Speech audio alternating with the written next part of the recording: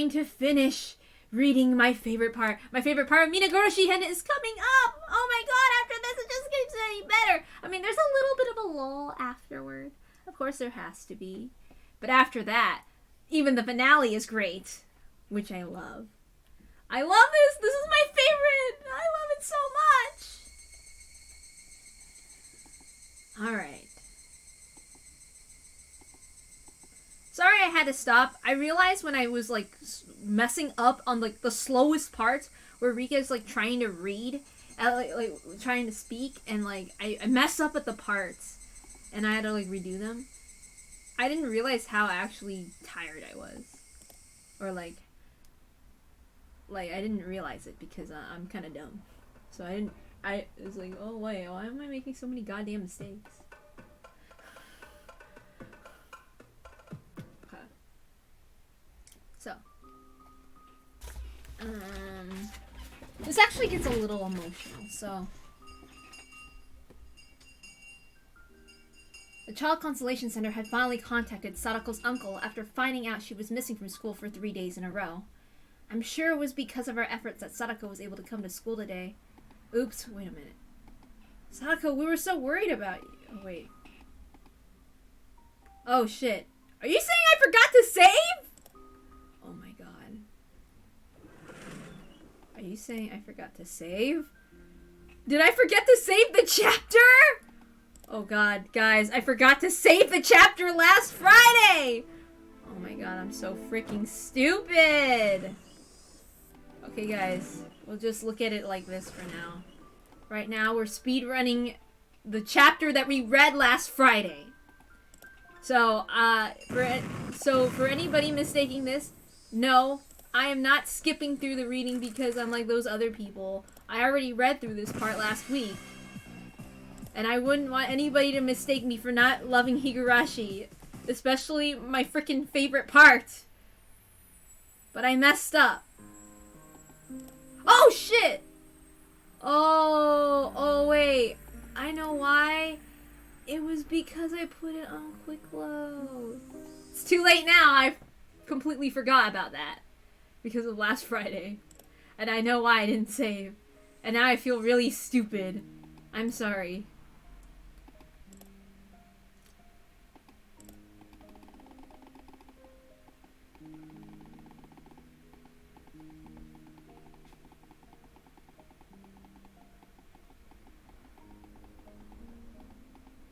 Okay, so Kimiyoshi is talking to Mion.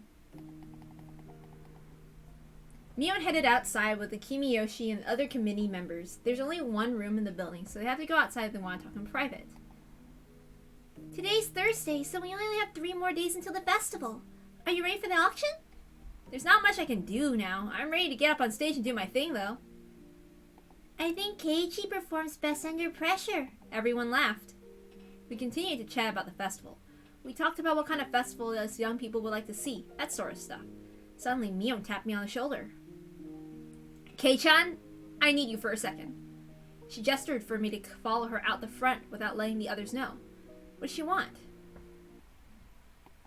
Once outside, I see Mion, Chie, and the principal. Oh, Chie, Mr. Principal, good evening. Chie responded to my greeting, but the principal must have not heard me since he didn't. His eyes were closed. He seemed lost in thought. That sight caused our happy, chatty feelings to cool off quickly. My intuition told me this had to be about something bad. I need to talk to you, Maibara. That doesn't sound good. Are you going to the Child Consolation Center again tomorrow? Yes. We'll keep fighting until they save Satoko. That's our mission. I don't know if we'll get as many supporters as we did today, but we're not going back there again. Right, but we're going back there again. Shit. Let me try that again. Are you going to the Child Consolation Center again tomorrow? Yes. We'll keep fighting until they save Satoko. That's our mission. I don't know if we'll get as many supporters as we did today, but we're going back there again. Right, Mion? Maibara, I know you already made plans for tomorrow, but after that, I think you should wait and see what they do. Thanks to the advice from Oishi last night, I already had an idea of the situation. Is this a warning, Chie? If our protest grows any bigger, the village officials will have to take notice of it. That's why you're telling me to quit now, isn't it? Maibara, I think what you're doing is a good thing. You're not wrong to pursue the things you believe in. However, she stopped talking after that. She was supporting us up until yesterday. She even came to the Child Consolation Center with us on the second day. So for her to start saying completely the opposite, I felt slightly dizzy from the shock of it. Kei-chan, let me explain her stead. Chie is still supporting us as an individual. However, well, is she being pressured by the Board of Education or something? Chie will never bow to pressure. You have no idea how courageous she is. She ignored the Board of Education and came to this village when the Hinamizawa branch school was still not approved by the government. I think Mio told me about that story before. The school was closed when the dam conflict happened. However, the village children still came to school to learn. There were no teachers there, though, because the school wasn't officially operating. That was when she arrived. After they won the dam conflict, the Sonozaki family and the other villagers made an appeal, and the school's existence was finally approved. Our school didn't have an easy start. The government was against it, but the villagers forced them to approve. She came along with us on our appeal yesterday. That was very courageous of her, but now people who want to close the school are paying attention to what we're doing. That's basically it. Chie can't support us openly anymore. Chie stared at the ground as Mian spoke. I'd never seen her look so sad. If it was just about me, I wouldn't care what happened. I don't want to be a teacher who can't even fight for her own students, but I can't put the whole school in jeopardy. I don't know who told her this. Whoever it was, they warned her not to escalate things around at SATOKO'S case. They threatened the existence of our school to make her obey, and pressured her with a responsibility she couldn't take on her own. You know, yesterday Oishi told me something similar. In this exact same spot, too. He warned me if I kept escalating this, then I'd be fighting against the elders who still don't like the Hojo family, or something like that. He told you that? Well, he's not really wrong. Mio looked at the ground along with Chie. I always thought Chie and Mio were stronger people, so seeing them both hanging their heads like this is hopeless made me feel like we were being pushed into a dead end, and I hated it. You were just at the Child Consolation Center with us. You told everyone to come again tomorrow. That's the Mion I came to the meeting with, so when did she get swapped with this weak Mion? When I said, when did she get swapped, I immediately thought of one thing. The mayor took her outside the building earlier. Did he? I see. He called you out here to talk about this, didn't he? Well, kind of. It felt painful to see her fake a smile like that. She was only out here with him for about 10 minutes. What the hell did he tell her that crushed her spirit? Mio and Chie, the two of you are the strongest people I know. I respect you very much. I can't even imagine what kind of pressure would cause you to change your opinions overnight. I didn't feel like getting mad at them. They were just as passionate about saving Satoko as I was. Toward them I felt nothing but pity. Maibara, I don't know what to say. You don't need to apologize. I could feel an angry tone entering my voice. I had enough. Tell me something. Why do the old people in the village still hate the Hojo family that much? The damn conflict's over. Satoko totally isn't, is she? Why do they still hate her so much? Who hates her? Whose fault is this? I'm gonna have a chat with whoever that is. I don't think anyone actually hates the Hojo family. What? What are you saying? It's true the Hojo family was the enemy during the dam conflict. The whole village believed that. But after Satoko's parents died, people started realizing that she was innocent. But no one ever came forward to forgive her. I can explain why. Shion! It wasn't just Shion who appeared.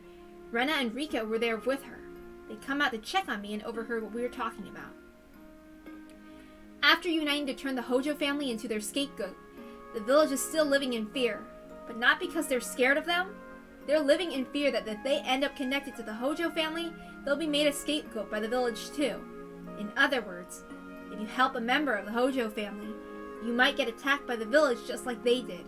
They still feel that way, years after the conflict. Is that true? Everyone was always nice to Satoko at school. Only the old people are involved in this. However, they're the core of the village. They all believe the leader of the Sonozaki family, my granny, still hates the Hojo family. But that's not true. Granny's also afraid. She thinks if she forgives the Hojo family, the other elderly people will lose trust in her. This is really complicated. So what do you mean? Who am I supposed to punch in the face? The truth is, no one really hates the Hojo family. They all think that we should forgive them, but they can't come forward with that opinion.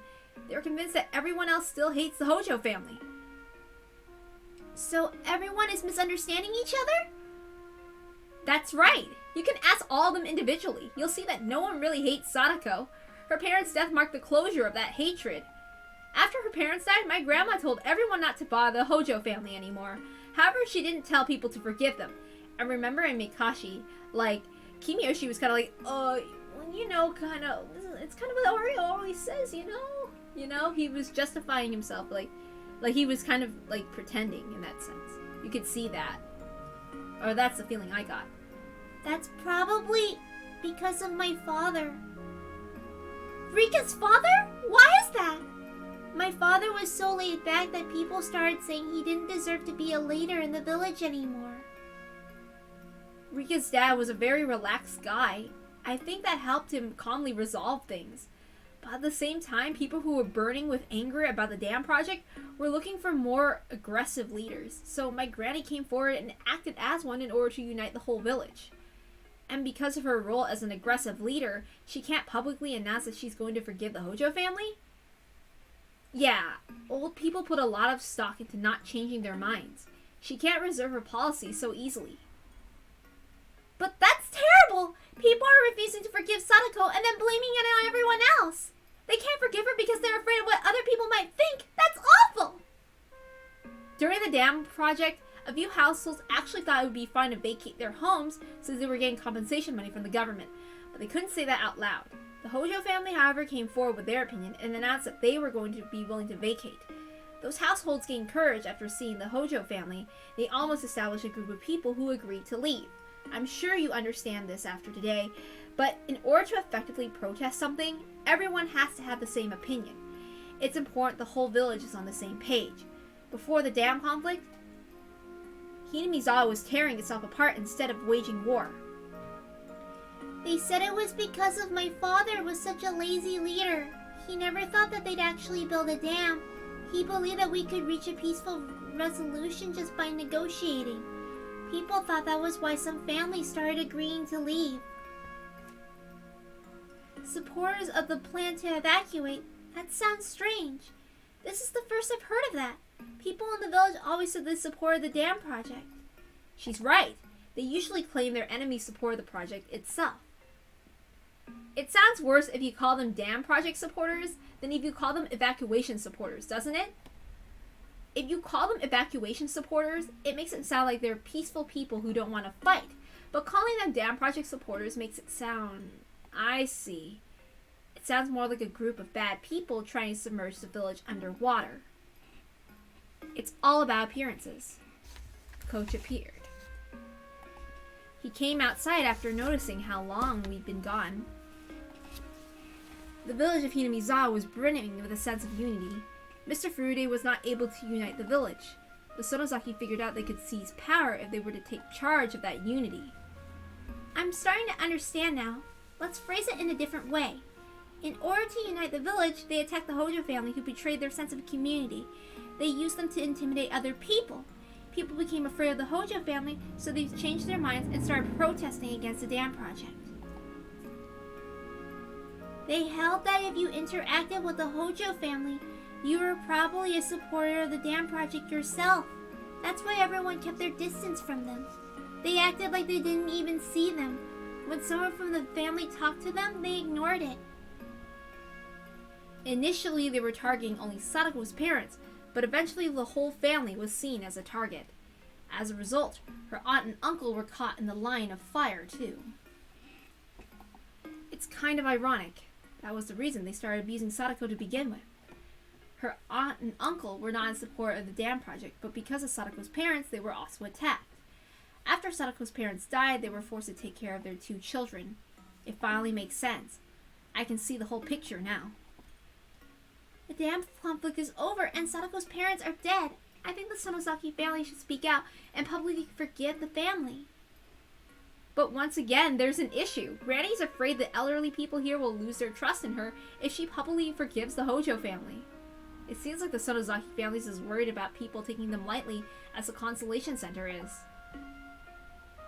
I heard this directly from her, so I'm sure that's what's happening. all she could do was tell people not to bother the Hojo family anymore.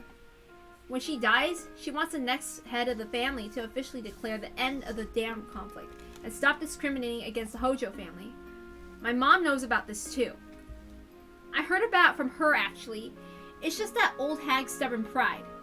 Let me ask you this. It sounds to me like the mayor and his people threatened Mion and told Chie they'd close the school. How about them? Do they still have a bitter feeling toward the Hojo family? It's ridiculous. Even Uncle Kimiyoshi thinks no one in the village hates the Hojo family. It's just sad that the dam conflict hasn't completely ended for these people.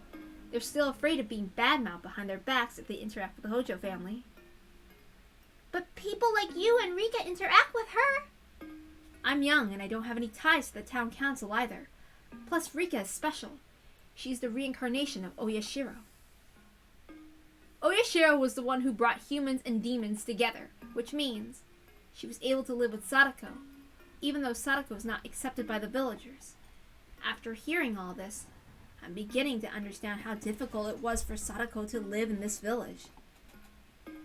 She always acted bright and cheerful in school and the club. I thought that was her whole world. I had no idea how she felt when she was walking around alone in this village. She probably went grocery shopping, even knowing people were going to ignore her. She felt the coldness from them, but she was standing strong on her feet. I had no idea that she was going through something like that.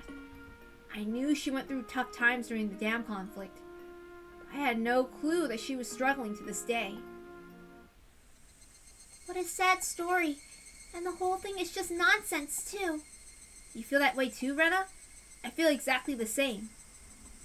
No one feels bitter towards Sadako, but everyone is afraid that something bad will happen to them if they interact with her. Whose fault is this? No one's? Is it land or society making them think that way? It's no one's fault. Yet they're so worried about everyone else's opinions they can't forgive her, huh? Yes, that kind of atmosphere is great when the wind is blowing in a good direction. People will act kindly and help each other. But the case of the Hojo family is totally the opposite. It's spreading like a mold, and nobody can do anything about it. What do you do with a rotten tatami mat? You have no choice but to toss it out and get a new one. So the mayor is pressuring us, not because he hates Sadako, but because he thinks if he lets us run free, someone who doesn't even exist might talk badly about him. So that's why he can't leave us be? I call that someone the curse of Oyashiro. Everyone is afraid that someone, even though he doesn't exist, but that someone doesn't exist and they're not a real person. Shion's theory sounded interesting. Everyone follows the rules because they're afraid of that someone. However, even the leaders of the village are afraid of the same thing. Everyone in this village is following rules because they're afraid of someone who doesn't even exist. They still follow the rules of the dam conflict, thinking that they'll be cursed if they forgive Sadako. Who the hell is that someone? They could only call it the curse of Oyashiro. Oyashiro cursed the Hojo family because they supported the dam project. They still believe that, and Sadako is struggling because of it. Oyashiro will not curse Sadako. She thinks Sadako is adorable. Please don't use her name for something horrible like that. Rika made a sad face. She's a shrine maiden for Oyashiro, and the reincarnation of Oyashiro. I don't think there's a curse in this village at all. Everyone is just convinced that there is. If that's the case, this isn't the Child Consolation Center's fault at all. The whole village bears responsibility. Yes, I think so too. I thought appealing to the Child Consolation Center would solve the problem, but that's not going to do anything. A rotten tatami mat, huh? We can't just clean the surface. Even though the Consolation Center does save Sadako, that's nothing but a temporary fix.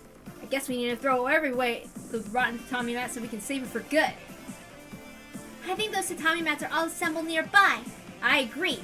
Most of them are within a 20-meter radius of here. Hey, Kei-chan! Rena! What are you guys going to do? Mion, you're deeply involved in the village. I know you feel hesitant to save Sadako as one of the leaders here. I understand why you and Chie almost gave up under the pressure. But I have nothing to lose. Maibara, are you really going to... right here?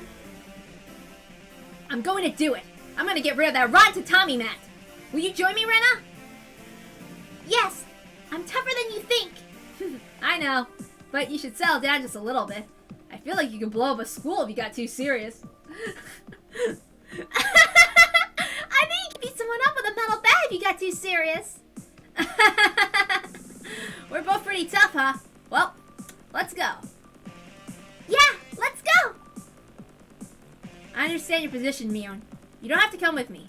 Just leave if you think things are going to get out of control. This is more dangerous than any club activity. I'm damn serious about this. As the next head of her family, she shouldn't agree with me, but she stared in silent approval of what I was about to do. Okay, if you're going to take that risk, then I'm coming with you too. That's the way. Just watch out, I'll take care of this. What about you, Shi-chan? Fortunately, I have nothing to lose. I'll support you guys. Gee, Mr. Principal, I understand your stance. We're not in school right now. Please forgive what we're about to do right now. You're right. I'm not your teacher right now. The principal and I will entrust our will to you. I'm supporting you guys too. If they want me out of the village, I'm willing to close down my clinic. It's only natural for our master to sacrifice everything to save his future maid. Oh, shut up, Irie. Oh, I can feel everyone's power flowing into me. I'm not even going to try to cool down. I need to be fired up for something like this. As I turned back, I noticed Oishi and my dad. I didn't know how long they'd been standing there. You seem excited about something, Maibara. Oishi, you told me last night that there are some things that a man can't give up on. We have to take that chance even when it's risky. Keiichi. Don't stop me, Dad. I know it's important to be polite, but I need to do this for my friend. I'm not gonna stop you. Huh? He gave me a big smile. I'd never seen my dad smile like that before. I believe what you just told Oishi. There are just some things a man should not give up on. You'll encounter something like that in your life sooner or later. If this is that time, then I'm not gonna stop you. Keiichi's father is so cool! Of course, he's my dad! He's at least half as cool as me! I'm not from Hinamizawa. I can't take either side, but I'll be watching you closely, Maibara. When it's make or break the game, take the risk and discard for the middleweight. It's something my old friend used to say. You can't compromise once you make a decision. If you're gonna forfeit, do so immediately. But if you're gonna fight, be confident in yourself. Mahjong uses double-double scoring after all. Even if you get a small amount of points several times in succession, you'll lose if someone scores a lot of points all at once. You just have to be confident when you're ready to fight. You play Mahjong too, Maibara? They start talking about Mahjong together. This is gonna be interesting. Someone from the committee came out and told us to come inside for the meeting. It was time for it to start. Alright, let's go inside. I feel like we're finally getting up on the stage. No wonder we felt something was missing at the Child Consolation Center. Yeah, this is supposed to be the stage all along. We're fighting with the wrong people for the past 3 days. Let's go. Someone pulled my shirt. It was Rika. Keiichi. You're not only Satoko's best friend, but you're also the member of the 3 families. You can just watch what Renan and I are going to do. But if you're willing to help us save Satoko, I want you to support us. You're going to try and change those hard-headed men? I'm going to change them! I told you before. Fate is thinner than a piece of paper! I'll tear it down with ease!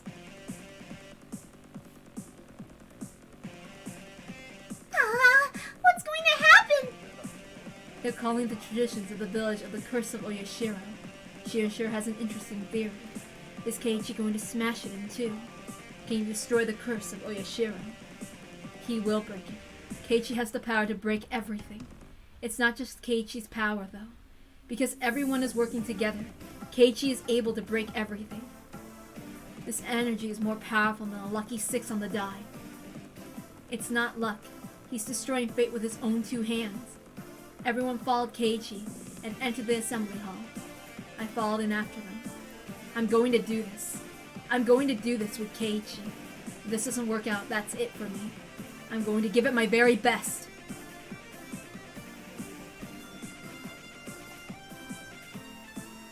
Aw, yeah! Here comes one of the awesome parts! I hope I do this right. I can't wait, I can't wait.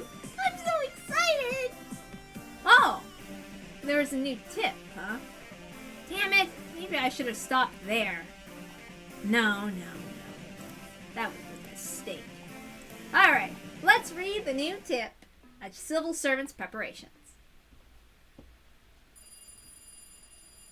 Okay. I see. We're good as long as we know that the town council and the Oniofuchi Guardians aren't involved. Please take care of Hojo Satoko's case without worrying about it too much. I will. I'm glad to know the whole village isn't backing them. I wouldn't agree with them if they were, though. No matter who is pulling the strings, we must treat each case equally. This whole odd rule that we have to give Hinamizawa special treatment is only due to the precedent set when we let the threats influence us before. Well, you're absolutely right, sir, but please continue to work on this case. The manager from the municipal government assured us that the town council has nothing to do with this petition. It's a problem that our organization is so afraid of one tiny community. As a manager, you should think about that a little. Yes, I'm sorry. Anyway, I'm glad to hear that the village isn't supporting them. You must act the same way, even if the village does support them. No matter who's behind the scenes, please be very careful with Hojo Satoko's case. Don't try to give her any special treatment, you understand? I can't wait until that one guy gets his comeuppance. Well, why don't we begin? Excuse me, I have something to say before the meeting starts. They all knew immediately what I was going to say something about Satoko. I guess they weren't just old for show. Oh, Keiichi! Today's our final meeting before the festival. Can you bring up your personal issue later? I ignored him and continued talking. If you have something to say, just tell me directly. Don't go through me or Chie. I don't like it when people are so indirect. Let's talk face to face. Everyone went quiet. Nobody there wanted to be involved in a conversation about the Hojo family. Everyone here knows that Hojo Satoko is practically being confined by her uncle and suffering at his hand. Well, I don't care that you're not proactive about helping her. I'm sure some of you don't want any trouble. But we're different. Satoko's our friend. We're fighting as hard as we can to save our friend from danger. However, Keiichi, we're aware of all that. All we're saying is that you've done enough by the Constellation Center by now. Is there a problem if we continue our appeal? Of course there is. It's a big problem too. Someone with a stern voice spoke out to me. I'd gotten under their skin. Then what's the problem? Can you explain it so a child like me can understand? The damn conflict ended ages ago. The age of banding together and storming public offices is over. The subject wasn't even Satoko anymore. All they had to offer was a bunch of excuses. I'm not asking you about your past, and the damn conflict has nothing to do with us. This is my war. So if you're gonna partake in my war, then let's make it clear. If you're my enemy or my ally, which is it? Are you my allies or my enemies? Ooh. Listen to the things that come out of this boy's mouth. Young people these days don't know how to be polite. The whole room lit and started filling with the smell of gunpowder. However, none of my allies let themselves get swept up in the commotion and maintained their harsh stares. These expressions made me feel as though I had a million supporters behind me. I was standing in front as their only representative. It wasn't my fight alone. This was everyone's fight. Because of that realization, the fierce looks the old people were giving me didn't intimidate me at all. Keiichi, this is not about us being your enemy or not. Our village fought with these officials during the dam conflict. However, I do understand that this has nothing to do with that. The dam conflict is a thing of the past. I don't care what you thought about that. I'm talking about me, my friends, and Satoko. I never asked you that the dam conflict. Never thought of getting your ears checked ever, old man? Why, you? How can you talk to your elders like that? You disrespectful little brat! I'd like to have a word with your parents! My dad, standing behind me, gave an apologetic and bitter smile. Pardon me, I'm his father, you see. You're his father? How could you raise him like this? I guess I'm not a very good parent. I'm not sure if I raised Keiichi the way I was supposed to. My dad paused. In the next moment, however, his expression changed to a glare. However, a single man known as Maibara Keiichi is standing here before all these faces to voice his appeal that something about this doesn't make any sense. I don't care if he's my son or not. He's only making his assertion as a man. So I don't think there's any reason to be talking to me here. Silence filled the room as the old people sat there with their mouths agape. Oishi broke that silence with laughter. You've got plenty of pride, don't you? My name is Ryugu Rena. Can I ask something? I don't understand the logic of how the dam conflict being over becomes a reason we shouldn't make our appeal to the Child Constellation Center. Would you please explain to us in detail? Rena's voice remained perfectly level, as though the matter didn't concern her. However, I could see the fury in her eyes. Oops, I messed up the reading. Alright. I was probably the only one that noticed the fury. The old people seemed like they'd rather deal with her than me. Reina, this village has no reason to fight with the government now that the dam conflict's over. During that time, we did fight them, true, but after the dam conflict's over, that's water under the bridge. So our village reestablished relations with the government. Hinamizawa is not an individual country, we're just a small village in Japan. The government's taking care of us. That's why we need to try and get along with them. You're right. It's important for a village to have a good relationship with the government. Listen to Reina. She understands us at least. My brother's boy ought to learn from her. I heard bits of pieces of noise from the crowd. Yeah, that's definitely true. Hinamizawa has been trying to fix his relationship with the government ever since the dam conflict ended. Exactly! Just like Mion said, the old man cheered. However, Shion was the next to open her mouth. That's why the town council and the government officials are best friends now. In fact, two officials always come along on the town council's annual hot spring trip. They get paid to participate too. The trip itself is mostly paid for with tax money, isn't it? Oh, and I know so many other things. Like the donations for the New Year and the End Year parties, as well as the vast financial aid that the town council receives for festivities. The upcoming Watanagashi is one of them. The government's putting millions of yen into subsidies and aid, and they're the ones who pretty much pay for the whole festival. Ever since the conflict ended, the festival's been getting bigger and bigger. That's because we're receiving money from government officials. So if we get in trouble with them, we might not be able to hold a festival next year. That's why Hinamizawa keeps kissing their asses. Isn't that right, Uncle? Shion, how do you know all that? I switch places with my sis sometimes. What the hell? That's a ridiculous story. I still don't understand why you're against what we're trying to do. Rena, will you sum this up for me? What are they saying? Well, basically they're colluding with the government officials so they can't risk upsetting them. The whole room went into a panic after Rena summed it up so simply. Some of them were ashamed that we hit the nail on the head. Some of them were enraged by our ignorance, and some of them were simply angry about our disrespectful attitudes. All of them combined to throw the room into a chaos of chattering and stomping.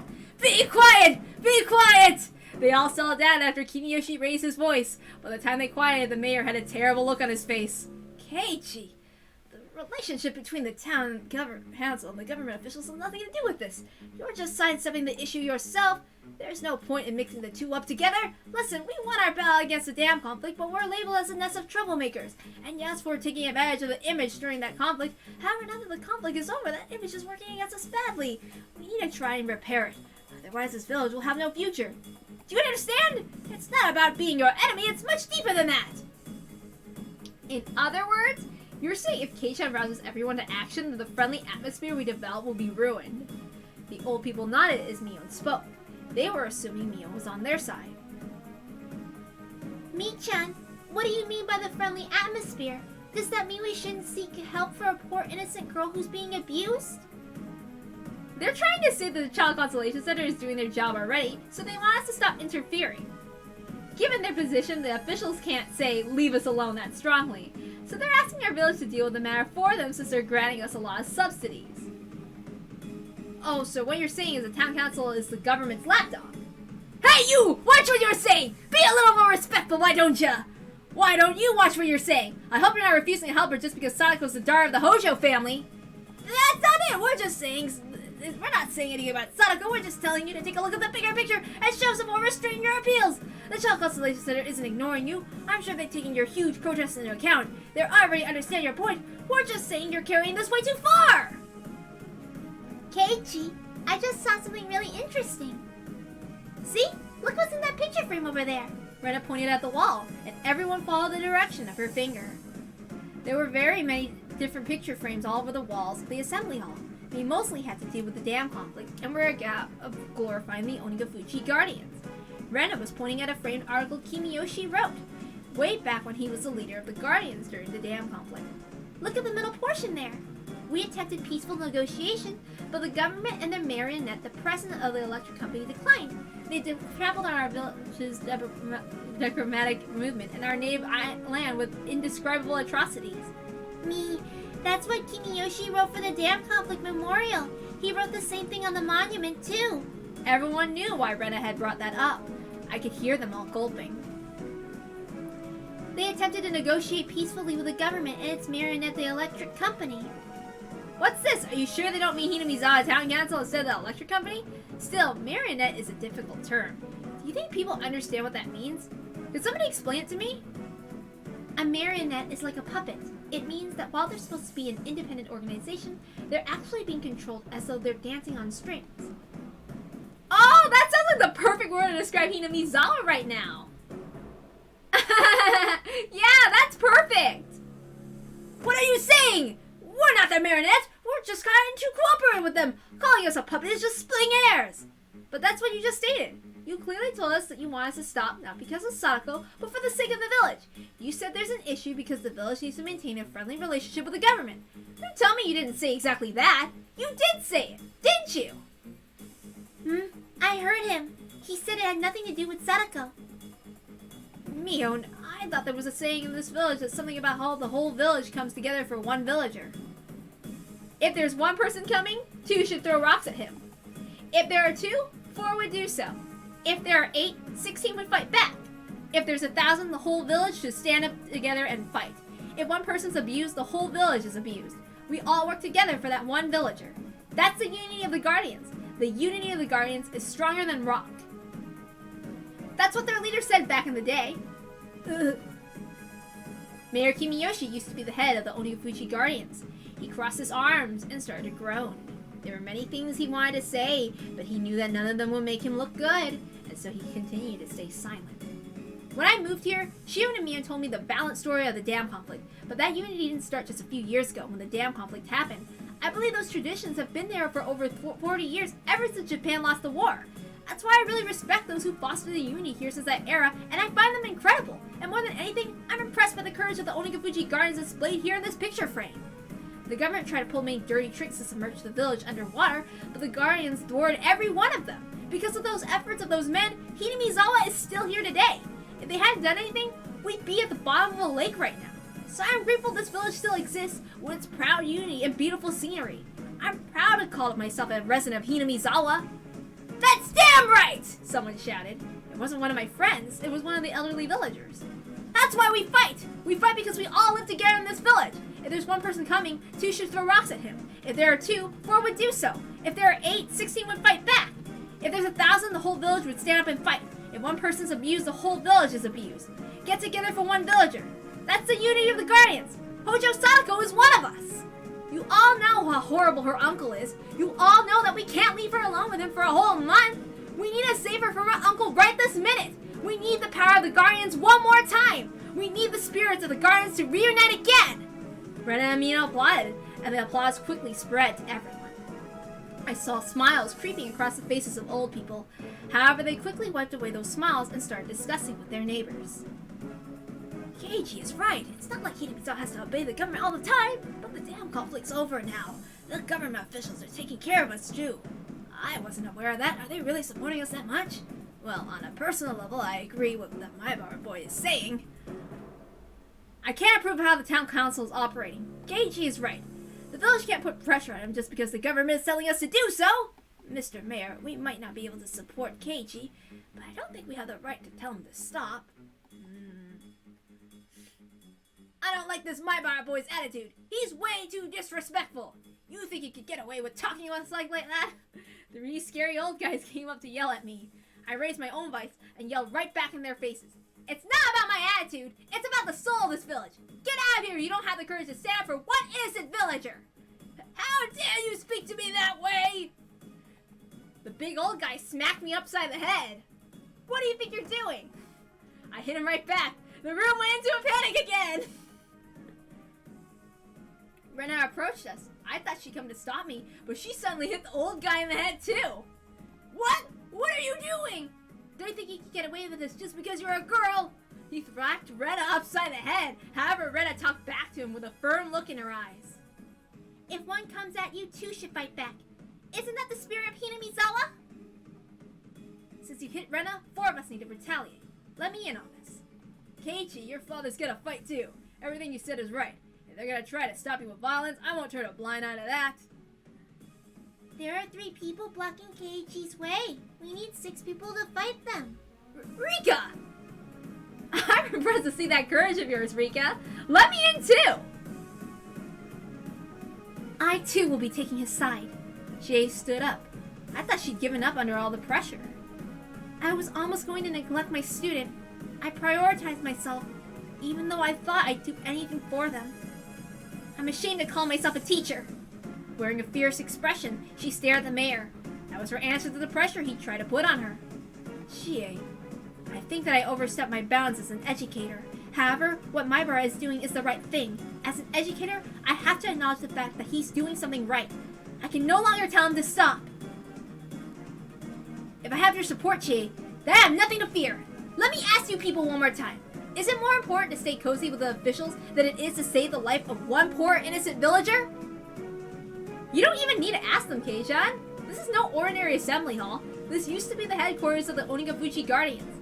The people here were all members of the Guardians once. Nobody without their spirit would ever come to a place like this. Mion.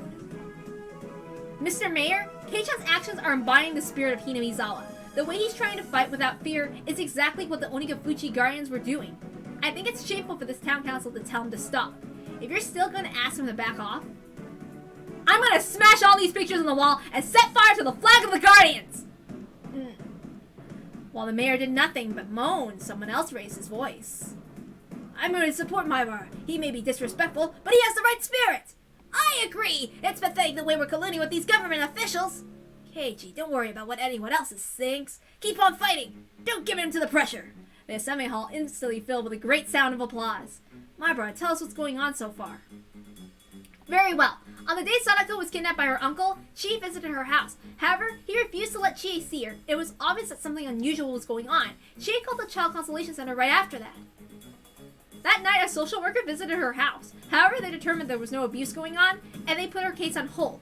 This might be a normal way to handle the situation, but they don't know how dangerous that uncle is. For that reason, the 5 of us went to the Child Consolation Center to let them know how urgent it was that she was needed to be rescued.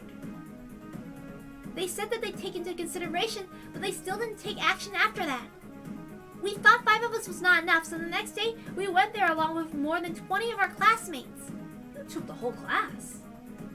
Kei-chan gave a very moving speech. He told them they had to save their friend and not to abandon her. If he was there during the Yam conflict, I'm sure his charisma would have solved it a year earlier. We all know too well how spirited this lad is. The Consolation Center was still not willing to listen to us after the second day. We made almost no progress. All he told us is that they were working on it. No, Keiichi, you did make progress.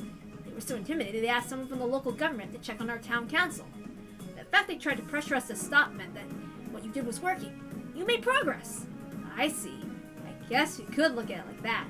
If they weren't scared of us, they wouldn't have acted that way. On the third day, we asked all our friends and gathered 60 people. This time, we got to meet the head of the office. He listened to us, but he didn't say what their decision would be.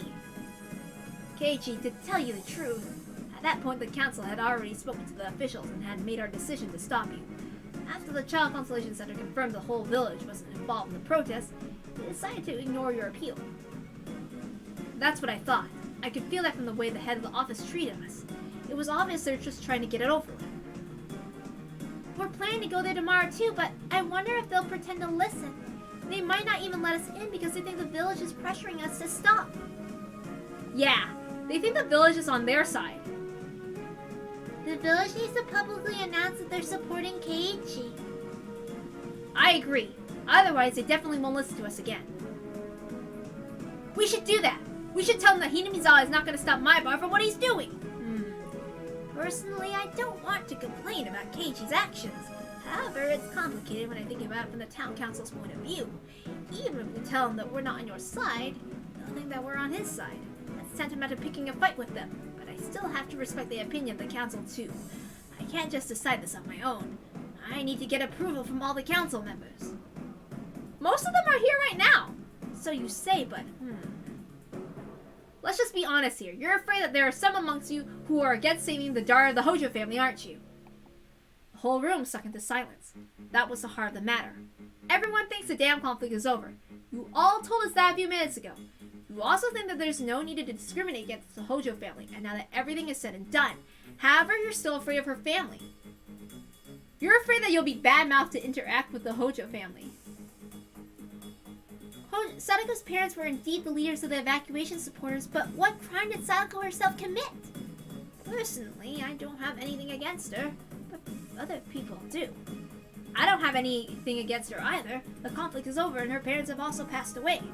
I don't hate her either, but I know there are some people who still do, yeah? Let me ask you this. If you hate Satoko, please raise your hand. I'm sure no one will. Yet you all still believe that interacting with her will make others speak ill of you. However, no one's going to. There's nobody like that. No, that can't be true. There's one person at least. Then tell me who it is. Tell me who told you directly that they hate Satoko. The room fell silent again. It had become obvious that they were all avoiding Satoko because of a huge misunderstanding. The Child Constellation Center won't do anything no matter what we do. They're convinced the town council is on their side. We won't be able to fight until the council makes it clear that they're not supporting them. Kimiyoshi, by any chance, do you need approval from someone? Ouch, you're right on the money with that one. The mayor forced out a smile. I had no idea what Rigo was talking about, but she must have hit the nail on the head. Who could it be, though? Who was that someone? If I could persuade them, the village would end up supporting us. Are you talking about my hag of a grandmother? The Kimiyoshi family has forgiven the Hojo family. The Furude family has done the same, right? Me. I'm one of the leaders of the 3 families, too. Hinamizawa has 3 powerful families who all make decisions for the village. It's been a tradition since the time of the Onigafuchi village. It's kind of an old tradition, but this was a road we couldn't avoid. So all we need is approval from the Sotozaki family. I heard that they have the most power among the 3. Everyone knew that, but it was taboo to speak it. It's something only I could say since I didn't have the ties they did. If we can persuade Mi-chan's grandmother, will the town council support us? What do you think, Mion? I don't want to fight with Granny. But if she's standing between Satoko's safety, I'll have to. I won't be fighting as the next head of the family. I'll be fighting as Satoko's friend. Kimiyoshi, please promise. If we persuade Mion's grandmother, will we have the council's support? Of course, no one would have complained if it was the decision of the 3 families. Let me get this straight. You're all refusing to help because you're afraid of Mion's grandmother, right? You're all grown adults! Good grief! That's what you say, but isn't Oreo's terrifying? That's not true! I know Mi-chan's grandmother very well. Sure, she has a scary side, but she's not that bad. Keiichi's scarier than her when he's angry. Yeah, and Rena's even scarier than me. Alright. I'm gonna persuade Mion's grandmother. Support us when we succeed. Actually, don't just quietly support us either. I'm expecting you guys to take actions, too. What do you mean by that? We want the Onigafuchi Gardens to reunite. Are you gonna let us kids do all the protesting?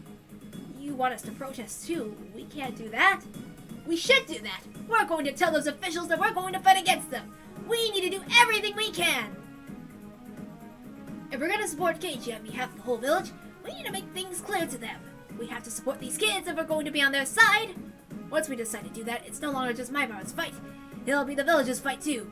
In that case, you should be our leader, Kimiyoshi. There's no way the mayor shouldn't participate in the protest. Alright, I got it already. If Oreo gives us her approval, I'll act like a man. I'll help Keiichi. Does everyone here agree? Aye! But you're not going to help him persuade Oreo? Fine. I'll come with him to persuade Oreo. The way he talks might be too immature for her.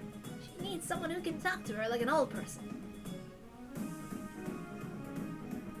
I'm sorry for being so disrespectful today. I really have to apologize, everyone. Oh, don't worry. You said some good things. You broke up the conclusion in one fell stroke. Your refusal to cave under pressure is the very pride of Hinamizawa itself. I'm sorry for hitting you. I got pretty riled up. No, that was my fault.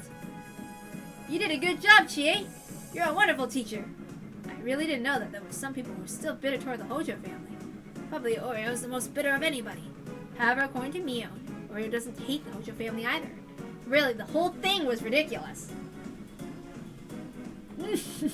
And for you, Myra. I never thought you'd get the town council on your side. No, I don't have them on my side just yet. I need to persuade Mion's grandmother first. Oreo is like a dictator around here, but she won't do anything that would make her lose the trust of the villagers. If you already sell things with the town council, it'll be hard for the Sotozakis to oppose you alone. You're such a great negotiator. You insulted them at the start, but then you gradually buttered them up. I did it the way my dad writes his articles for the art magazine. It's the same style he uses. Oh, your father set a good example for you, huh? He's an artist, isn't he? I'd love to see his work someday. Well, my dad doesn't even let me see his work. I guess he can't show it to him either. What kind of dirty pictures is he drawing? Well then, let's go see Oreo tomorrow night. We can't go right away. Once she gets into a bad mood, she'll never listen to us. I'll be coming along too. Who else is going? I'm coming too! Rena's also coming. She said she'd cleave her head apart if she doesn't nod it for us. I'm not going to do that! Don't be me, Shi-chan! I'm going too, Keiichi. I'll talk to Oreo myself. I see. Give her a piece of your mind. Of course I plan it myself as well. I'll try and be there too. I might be able to help just by being around. This is sure getting interesting. Are you ready to defeat that evil hag, sis? To be honest, I wish you'd swap with me tomorrow. Keiichi, you made great progress today. Yeah, the more people we have on our side, the stronger we become. We can save Sadako if the whole village gets together. This village was once against the national government after all. The old people seem to be proud to hear me talking about the dam conflict. Everyone started talking about all the heroic things they did back then. I thought we could never save Sadako, but that fate is reaching its end. The power we have right now is overwhelming. The power to defeat fate is far stronger than a mere chance alignment of a few coincidences. Oh, man! oh my god! It's getting more exciting! Yeah, I can't wait!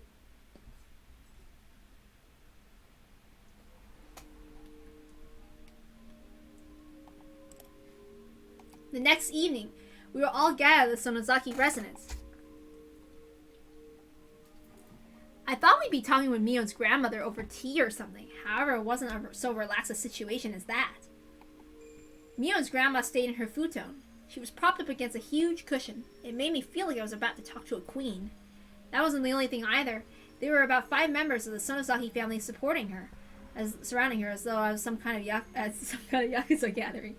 Yes, this wasn't any old town council meeting. It was the meeting of the 3 families. I kind of felt as though I didn't belong, but I also didn't have time to be afraid. If I could persuade this lady, I could get help from the villagers. So that's the situation. If the town council doesn't change their current stance, then no matter what Keiichi says past this point, the center won't listen to him. At the very least, the town council needs to declare their neutrality. The mayor was the first to speak. The old woman looked very grave. I couldn't tell if she always wore an expression like that, or if the story made her look that way. She made a comment in a very low voice to her people. The lady in the kimono spoke in her stead. She must be Mion's mother. The Child Consolation Center is simply doing their job. They understand how much you care about her, and they're going to take your appeal into consideration. What more are you expecting from them? Mom, let me explain this to you. Sadako's uncle is a horrible man. He regularly beat Sadako last year, and I'm sure he's even worse this time around because of his lover abandoning him. Didn't you investigate him, Kasai? The Hojo Tepe, I mean? I did make the report to Akane. You see, Mom? If we let the Child Consolation Center take care of this, it'll take months for them to save Sadako.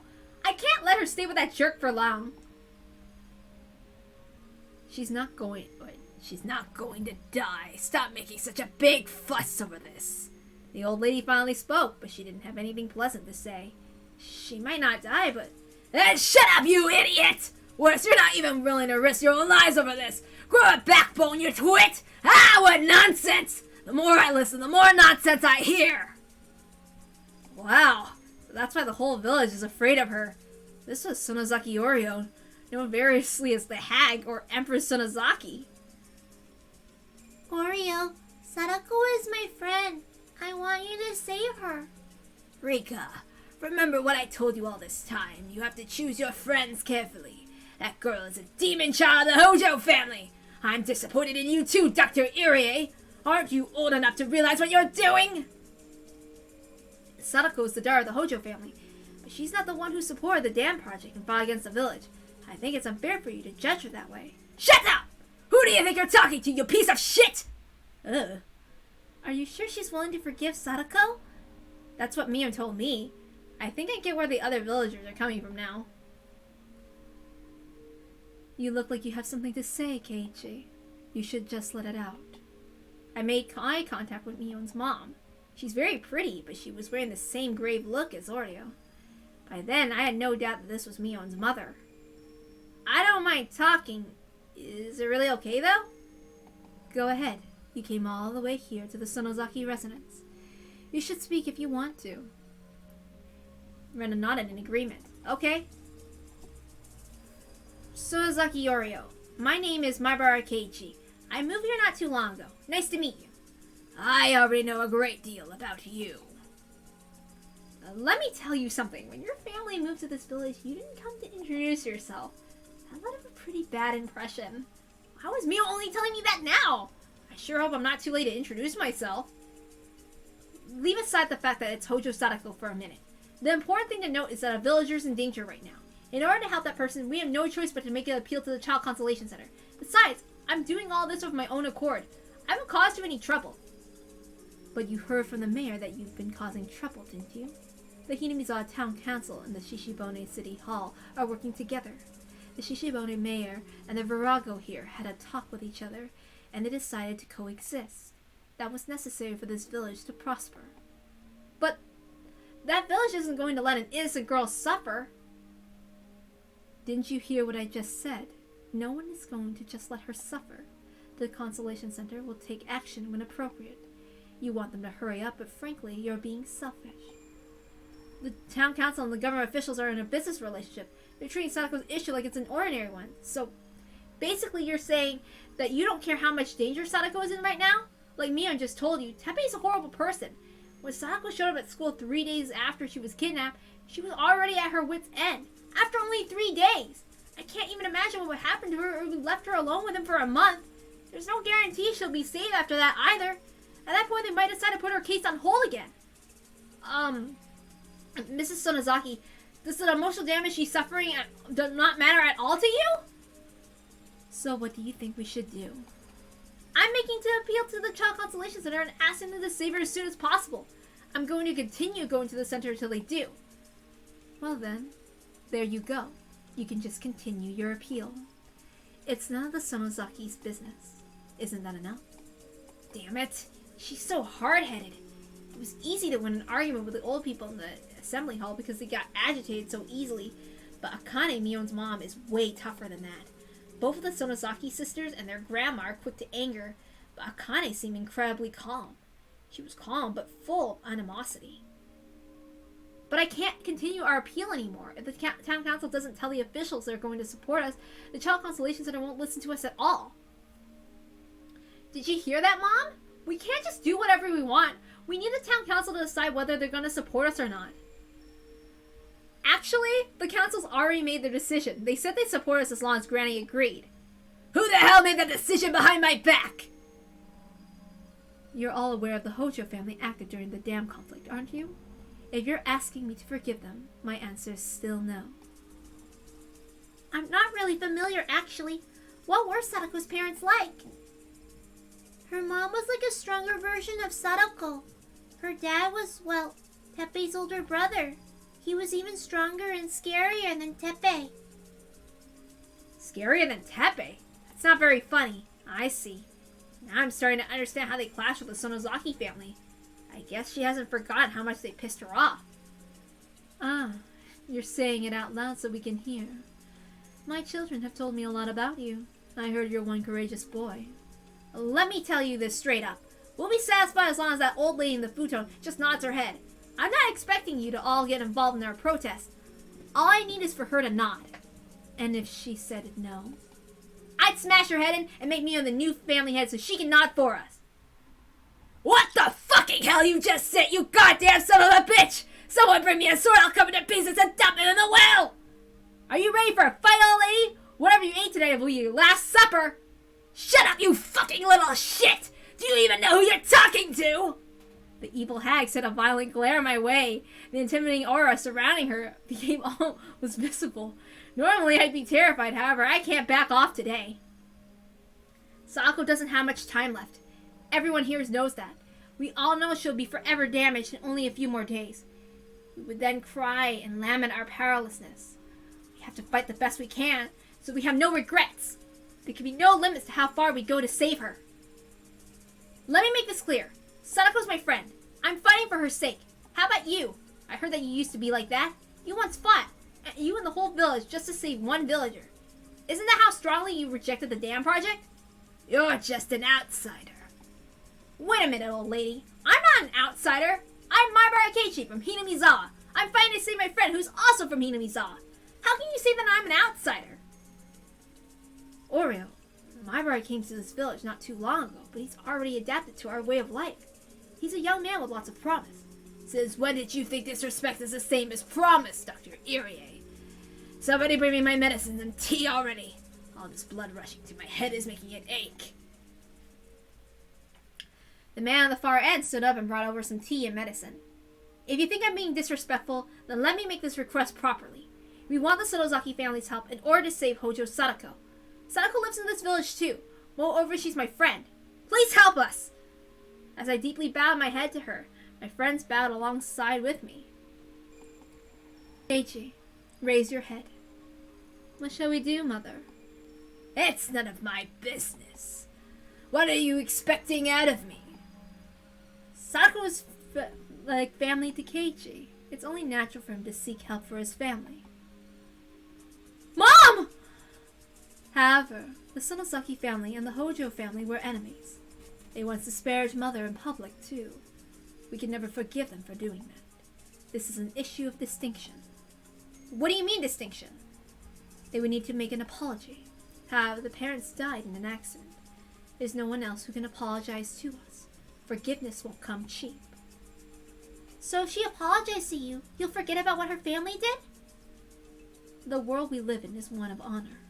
If she apologizes to us, we have no choice but to forgive her. Are you going to make Sadako apologize? Sure! I'll make her apologize for what her parents did. Her parents can't beat her to do so, but you'll still forgive her, won't you? We'll have to see her before we make our final decision, but I suppose we can say that we'll forgive her. What do you think, Oriel? What if Sadako apologized to you about the dam conflict?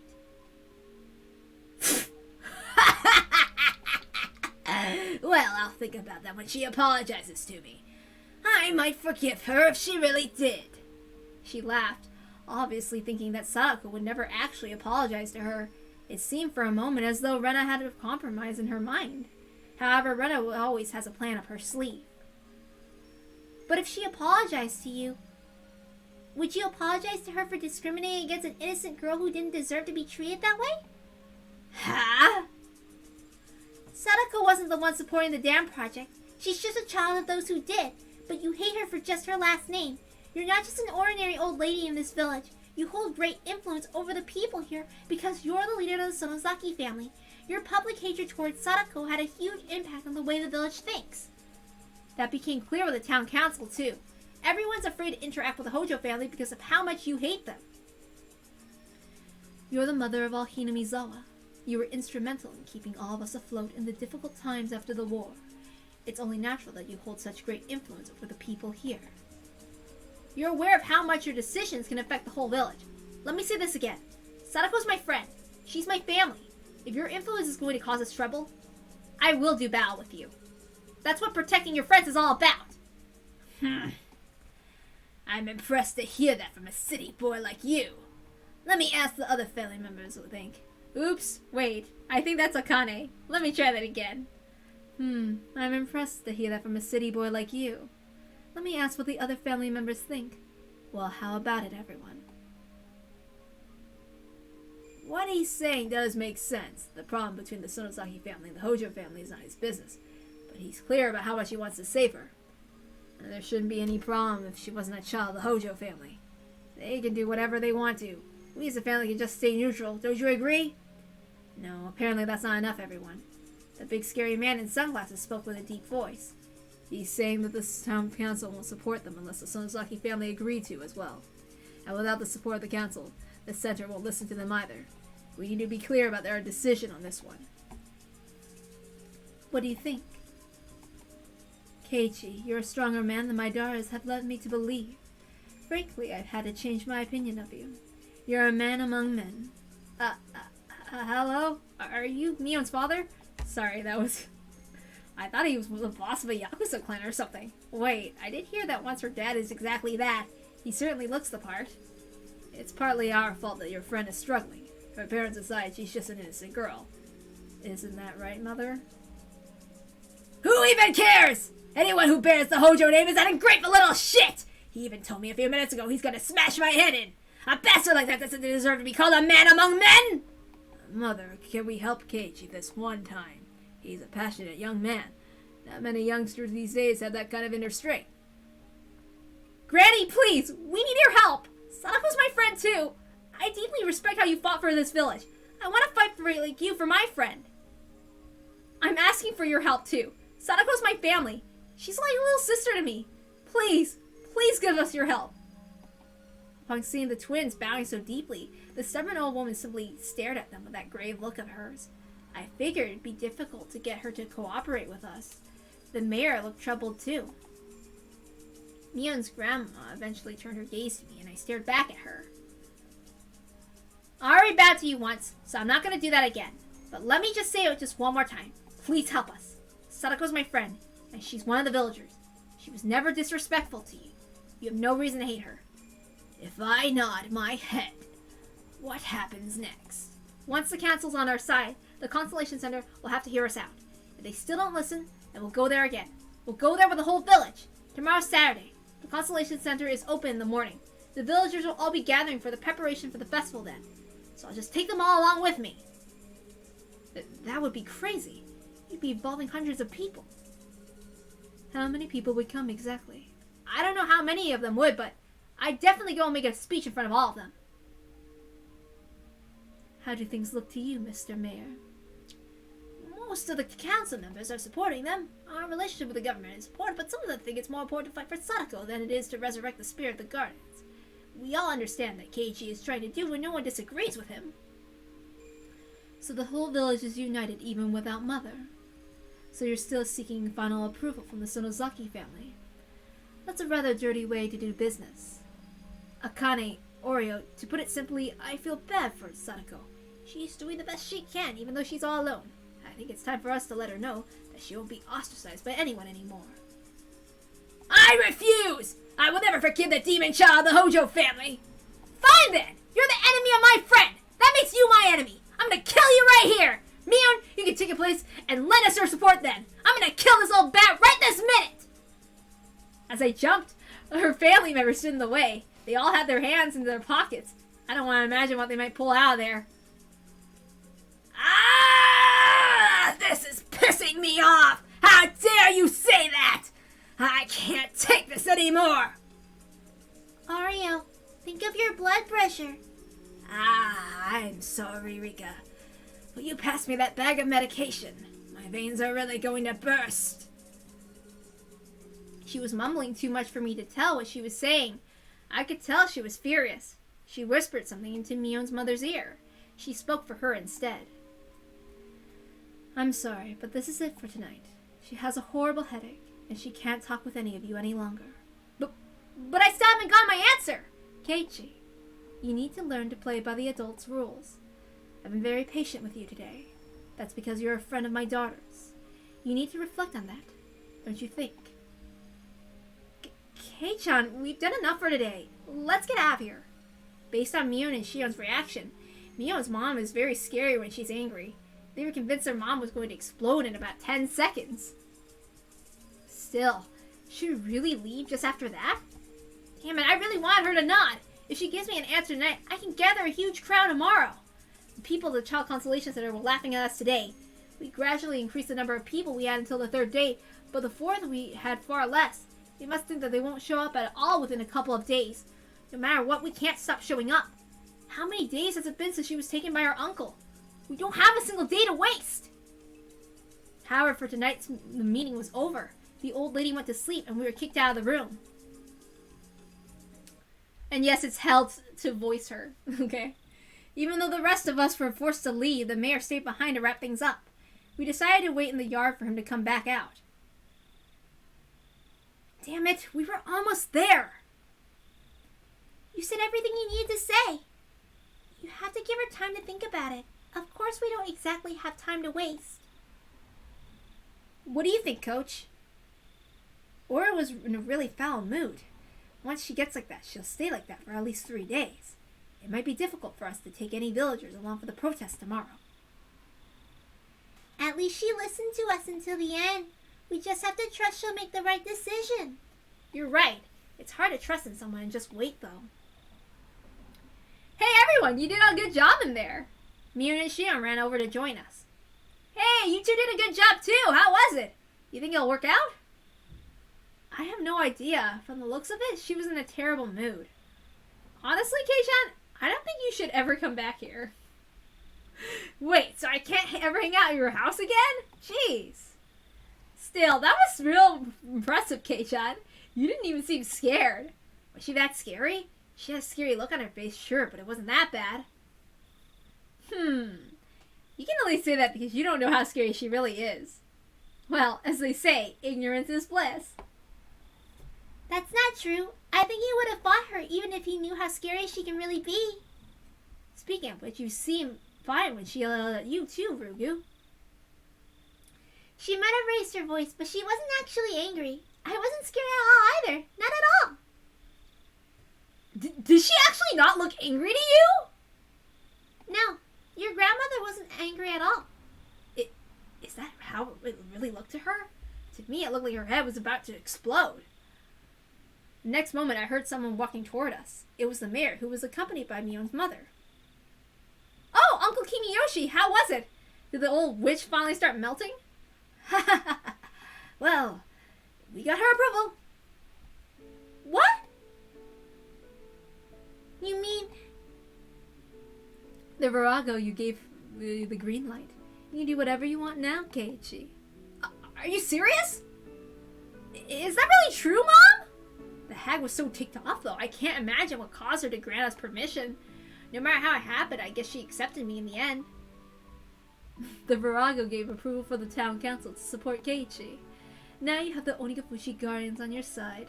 With them, there's no way you can lose. But you can't put up a disgraceful fight either. You only just moved to this village, but you'll need to understand and appreciate the history of Hinamizawa. Can you take on this responsibility? Yes, I can. My, you're a brave boy. You do have my respect. It takes great courage to address the virago like that. It gave me chills when you jumped on top of her and put your hands around her throat. Well, I almost did jump on her, but I wasn't actually serious.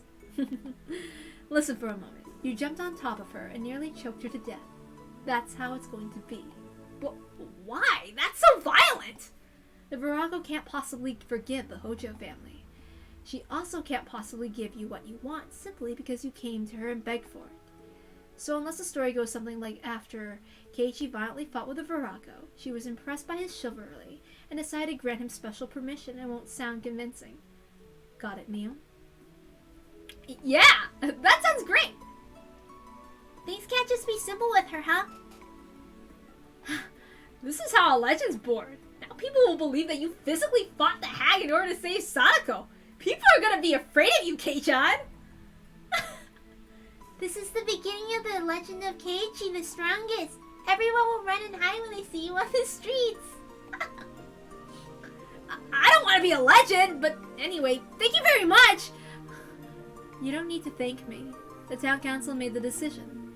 We can't go against their wishes. In fact, we would have preferred if you just ignored us and went ahead with things. That was a dirty move of yours, Mayor Kimiyoshi. No, well, I'm glad she gave us her approval after all that.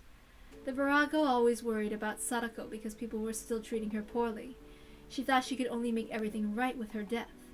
But thanks to all of you, she was able to settle this issue before the end. I'm sure she appreciates it. No, we're very thankful to her as well. I have to come here and thank her in person. That's not a good idea. She'll chase you around with a sword next time. In fact, I'm surprised she didn't do that today. She must have been fond of you, Keiichi. I thought so too. Oreo's even more fond of using her sword. Rika, don't say that with such a big smile. I'm glad I'm still alive. I've grown fond of you too after today. That's what being a man is all about. Sadako was a very lucky girl, having such a dedicated man as you. Wait, Mom! Sadako and Kei-chan aren't like that! Oh, they're not. If he doesn't have a girl yet, then you two have a chance. Hey Keiichi, between Mion and Shion, which do you prefer? You can call me your mother from now on if you like. Mion and Shion simultaneously turned red and hit me with their fist and their elbow. The apple sure doesn't fall far from the tree, huh? Their mom talks just the same way they do. Well, Keiichi, you managed to successfully persuade Oreo. Just as we promised, you have the council's support. We'll call on the people in charge tomorrow and let them know. And of course, I'll tell them to take Sadako under their protection as soon as possible. We'll have Oreo's support too. I'm sure Sadako will be rescued shortly after my call. Are you serious? You just managed to persuade someone that important, Kei-chan. So, Sadako really will be safe this time tomorrow? We can't say that for sure. If they refuse Uncle Kimiyoshi's request, that means the Onigashima Guardians will come after them. He's normally a calm guy, but he's like a monster when he becomes the leader of the Guardians. Aren't you, Uncle? I'll be a monster if I have to. I can promise you that. I'll do my best to ensure that Sadako is rescued as soon as possible. Thank you so much. Also, will you please stop ostracizing Sadako just because of who her parents were? We heard you saying bad things about her, you know? Something about how she's a member of the cursed family. I was just saying those things because of other people. I personally don't have anything against her. Then quit saying it, alright? Please accept her as another child of this village. Of course. I'll never say that again, I promise you that. I'm afraid Keiichi might throttle me too. After that, we started heading back home. Sadako still isn't saved, but I think we made a huge progress today just the same. The mayor's gonna call the Child Consolation Center tomorrow to tell him he's on our side. He's also going to persuade them to save Sadako as soon as possible.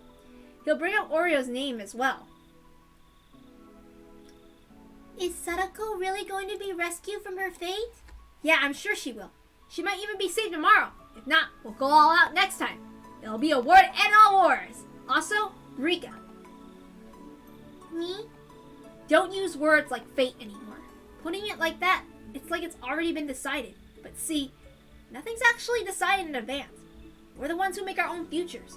So stop using the word fate as if there's nothing we can do. Rika seemed to think about what I said for a while. I wondered for a moment if I said something that hurt her feelings. But soon Rika smiled at me. Okay, I'll do what you say. I won't use that word anymore. You told me you could change fate as easily as tearing a piece of paper. And after 100 years, you're about to break the horrible cycle of Teppei's return. I can now believe that the danger that awaits me is something that can be changed as well. The worst thing that could ever happen is you not moving to Hinamizawa. I experienced that twice in the past 100 years. Those were the saddest worlds of all. Huh? I don't understand a thing that just came out of your mouth. You're trying to confuse the issue, aren't you? Me. That's a secret. I'll do as Keiichi says. I won't use words like fate anymore.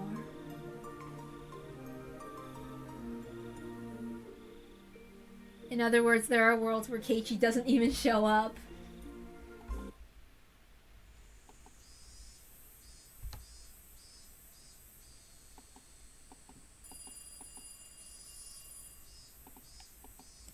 Hello, thank you for calling. You've reached Shishibone City Hall. Hello, excuse me, could you get the local fair chief from the social welfare department? Of course, please hold. Oops, I'm sorry, I'm a little tired. And I can't do anything to... I've actually been struggling with being tired. Thank you for calling. This is the local government section. Hello, may I speak to the head clerk, Ida? Hello, Kimiyoshi. Thank you very much for the call for the other day. Oh, no, it was no problem, really. I should be thanking you. I'm much obliged. The head clerk is right here. I'll give him the phone. Sir, it's Kimiyoshi, the head of the Hinamizawa Town Council. Hello? How may I help you today? Well, I'm calling about the case of the Child Consolation Center. Ah, yes, a group of young children have been protesting in front of the office. They're such an inconvenience. I'm so glad we're able to talk to you about that. So, how did it turn out? Well, the village has officially decided to support Maibara. Excuse me, could you say that again? The town council agrees what Maibara is doing. The young people in this council want to support him as best as they can. Well, I say younger, but they're in their 50s and 60s. I see. However, what are the other council members saying? Well, we held an emergency meeting last night. Some of the more hard-headed members were against it at first, but they were persuaded by Myra in the end. You know, we don't see much young people with that much backbone these days. In my opinion, attitudes like that ought to be nurtured for the sake of a brighter future. So everyone at the council has reached a consensus? Yes, that's right.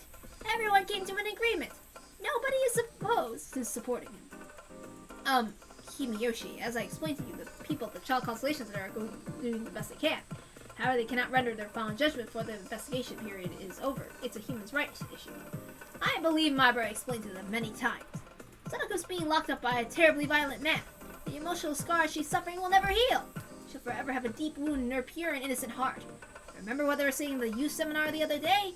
You were with me, weren't you? Yes, well, what does the Sonozaki family have to say about this? Well, Oreo also agrees with us. He was very clear about that. If you're going to insist on not rescuing Satoko, the whole village will be joining Maibara's movement. Sonozaki Oreo said that. Well, that's a huge problem within the family. So it's very hard for the government to take care of it. If I could see the man, I'd talk to him in person, but he rarely even leaves his house. Besides, if one of us personally says something to him, he might get nervous and hurt Sadako even more. That's why the local government has to get involved. I understand your point. I'll call Sonozaki in a moment and ask for her opinion too. I advise you not to do that. Oreo is very upset right now. I really wouldn't call her for some time. Really? That's not good. When she's mad, it's like she turns into a demon. Anyway, I want you to tell the Child Constellation Center to put Sadako under their protection immediately. I'll come with you if you need me to. We can go right now. Oh no, I can't make you go through all that trouble. I'll call the Child Constellation Center and give you their feedback later today. I want you to let me know before noon. I'm sure your call won't be long before it stretches into the evening. Is the head of the office busy? No, he's not. Very well. I'll call you back before noon today. Thank you very much. Tell them the town council is very upset that they're not taking this appeal seriously enough.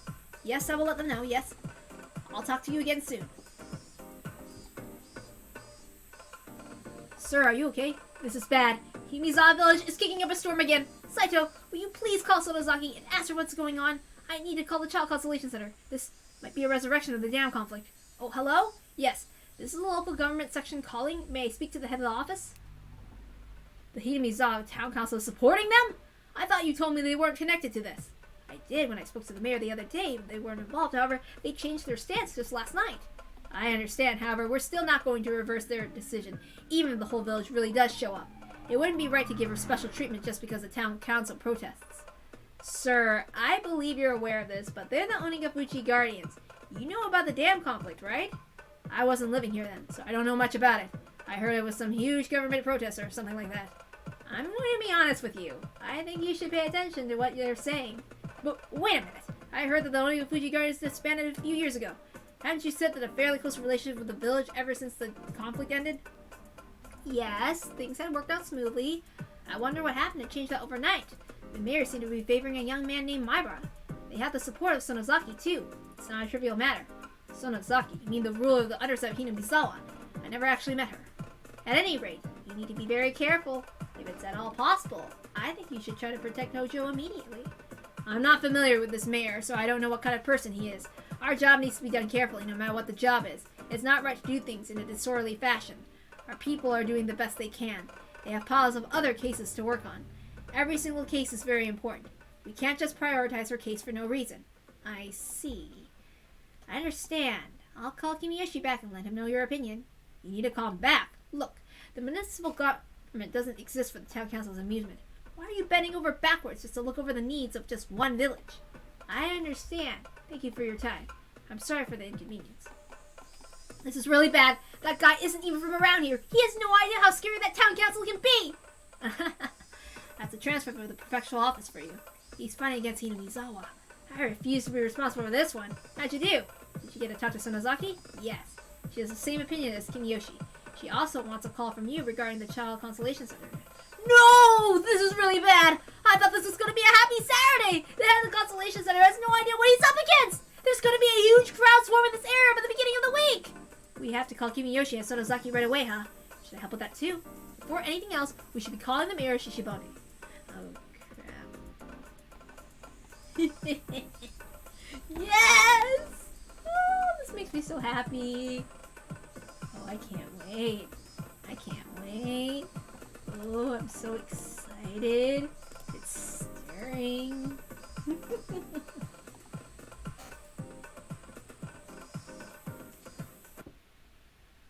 So they refused? Yes. I got a call from the local government section. The Child Consolation Center has no intention of listening to us. They're still trying to do what they can, but we don't have much time. I even told them that we have no time to spare. The mayor came to school right before the noon to explain to us what's going down with the officials. We all gathered in the teacher's office to meet up with him. Wow! I don't know the head of the center personally, but he's a pretty tough guy to go against the will of Hinamizawa. He used to work for the prefecture, so he's not familiar with town council here. He's not treating this like a big deal. He's kind of stupid. This isn't any ordinary village he's up against. This is Hinamizawa. What a sad guy. We'll just have to fight them. I spoke with the other council members and we agreed that we can't stay quiet anymore. After all, we can't just nod our heads in defeat and back down after I put our name out there. We'll be heading to the Consolation Center after this ourselves. Okay, I'll get right on it arranging for the town council to send other people too. I'm about to go consult with Oreo on how to handle this. Okay, so if I mess up, I'm really tired and I'm trying my best. This isn't like the dam conflict though, it's an ordinary Saturday. Isn't it going to be difficult to get people to go? Don't worry, Kei-chan. This isn't a city. People are out there farming every day of the week. Whether it's Saturday or a Tuesday, it doesn't really matter to them. It won't be that difficult to find people who are willing to help out. I see. I tend to think of adults as people who work at big companies. But this is Hinamizawa. Almost forgot about that. The regular government office is usually closed at noon on Saturdays, but the Child Consolation Center is open until 3 p.m. Can we all be there at 1? I can't promise you how many people I'll be able to bring along, though. It doesn't matter how many people we get as long as we get people. Thank you for your help. I'm so glad more adults are involved now. Yeah, this is going to make a huge difference. The number of people we get will depend on what Oreo says. That's true. We'll see how serious she is about helping us based on how many people showed up. If the hag's in a good mood as my mother says, then we might get about 30 people. From both the staff and the youth group. I think that's a fair guess. 30 adults plus 10 children. It sounds better than yesterday. I'm coming too. I'll bring my megaphone. Yes! Your legendary megaphone. I thought it was broken. That's just the one I used to have. The Riot Squad broke it. Ah, the memories. I can feel the spirit of Onigafuji making my blood boil. It seems we're going to be holding a festival on the day before Watanagashi too. To the Consolation Center! I wonder if they're still going to tell us that there's no evidence of abuse just because she hadn't admitted to it yet. That's pretty likely. How are things on your end, Rika? Were you able to persuade Sadako to seek help? I did my best. It's all up to her now. I wish Sadako would stop being so stubborn. Sis, there are both times one should and shouldn't be stubborn. I can understand how Sadako must feel. Oh, sorry, I didn't mean it that way. She might not want any help from us, but we wouldn't be her real friends if we couldn't see how scared she is. I agree. It'd be easy if Sadako asked us for help, but it'll be too late if we wait for that to happen. If there's a child in the middle of a busy street, you pull her to the sidewalk before talking to her. Sometimes actions have to come before words. Right! That's a good example. We have to pull her back to the sidewalk first. She used that back in, Time Killing Arc. I heard what's going on. Now let's get back to the classroom and start homeroom. Go home and eat your lunches before you go to the Child Consolation Center, okay? It's not good to skip meals. At that point, everyone was thinking there wouldn't be about 30 adults there to support us. However, we were wrong. I had no idea how serious Hinamizawa can get. By the time I get there with my 10 classmates, the quiet atmosphere around the library had completely disappeared. Oh my goodness! Are all these people from Hinamizawa? Not just Hinamizawa, I see some people from Okinomiya too. You're right. Some of them are even here in their work uniforms. What an incredible sight. Looks like Oreo really got serious. Apparently. This is like the old times. I missed the way I felt during the dam conflict. Kay, what's going on today? Hey, Kameda. Well, I just called the whole village to come here. I thought you'd only be able to get kids. How'd you get all these adults here, too? You're making me weak in the knees, man. Whoa, there's so many working adults around. Little girls are mankind's greatest treasure. What? Of course, this many of your comrades would gather here. Not only had many people showed up, but many different kinds of people too. I wonder how many people are here. I think there's well over 100 so far. More people are still on their way too. Maibara, I'm sorry for being late. What an amazing crowd you've got together. So this is the power of Onigafuchi. I heard about this power before, but this is something else. This is reminding me more and more of the dam conflict. But to get this many people to show up, Keiichi, you're amazing! And the new face of Hinamizawa. Keiichi, there sure are a lot of them, eh? Kimiyoshi, how many people did you talk to? I'm not quite sure. We just used the phone list and asked people to gather for the meeting of the Onigafuchi Guardians. Everyone left work and came right here. Hey, you there. This movement is an initiative of the town council, so don't use a banner with the name of the Onigafuchi Guardians on it. Okay? I see Keiichi's father. Hello! Hello, Retta. Keiichi, I'm here to support you. Your mom wanted to come here too, but she had to stay home and wait for a phone call. She says to do your best and keep at it. I will, thank you. I heard the stories about the dam conflict, but this is impressive. You're representing all these people, right? Yeah, I was only representing the 5 of us in the beginning, but it's grown so big now. I don't care if there are 100 or 1,000 people here. No matter what, I'll do everything I can to save my friend. Keiichi, this is it. Yep, our force of arms is more than enough. Those losers are peeping at us through the curtains right now. They must be quaking their boots. Sir, do you see all those people?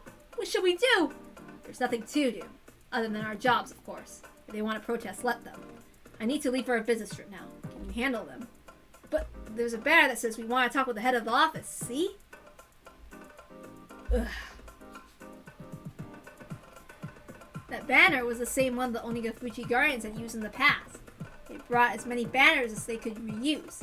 This one said the head of the office, but originally meant the head of the construction office. Of course, the head of the Child Constellation Center didn't know that. You spoke with those representatives the other day. According to the people from the city hall, these Hinamizans have a good memory. If they see you walking outside the parking lot, they'll recognize your face. Sir, there are some people protesting at the back door, too. What do you mean? Are they going to kidnap me or something? During the dam conflict, it wasn't uncommon for people to get injured. If you can postpone your business trip, I'd recommend that you do so. I guess that'd be for the best. It's not an emergency, so I'll just stay here for today. In the next moment, the crackling noise of the speaker echoed outside. Testing, testing. 1, 2, 1, 2. Can you hear me? This is the Hinamizawa Town Council. We're sorry for causing trouble in our neighborhood. Testing, testing. They were adjusting the output of the speakers. A few trucks carrying those speakers were parked outside. The head of the Constellation Center finally realized in that moment what it really meant to fight against the village of Hinamizawa. There are so many people out there. They might barge in at any minute. If they come inside, they'll disturb our work. Don't let them in. It was half an hour past the appointed assembly time. The mayor told me there were still a few more people on their way. Even more people are going to show up? Brenna counted all the people here already and found there were already more than 150 of them. I really doubt we can get this many to come back by Monday afternoon. Hopefully we can finish this today. Alright, Keiichi, let's begin! The mayor gave me the green light. He wanted us to chant our slogan in chorus before going inside. It was really like a real protest. Mi-chan, do you think all of us can fit inside that tiny office? Do you think so? Of course we can't all fit. We'll split into those who can go in and those spilling out. That's why we had everyone start chanting together before going in. Sis, you can't break or kick anything today. Like I'd ever do something like that. You got me in so much trouble when you pretended to beat me doing all that. Hey, isn't that Oishi? I didn't expect to see him here. Of course he's my mahjong friend. He came here to support me even though he's not from Hinamizawa. Maibara! Hello there. Oishi! You're here right on time! We're getting ready to go inside right now. Oishi was accompanied by a few of his own men. He brought around 4 police officers in uniform. Maibara, I need to have a little chat with you. Oh, hello there, Mayor Kimiyoshi. Hello, Oishi. What brings you here? I need to have a chat with the 2 of you right now. May I? Oh, can it be in private, please?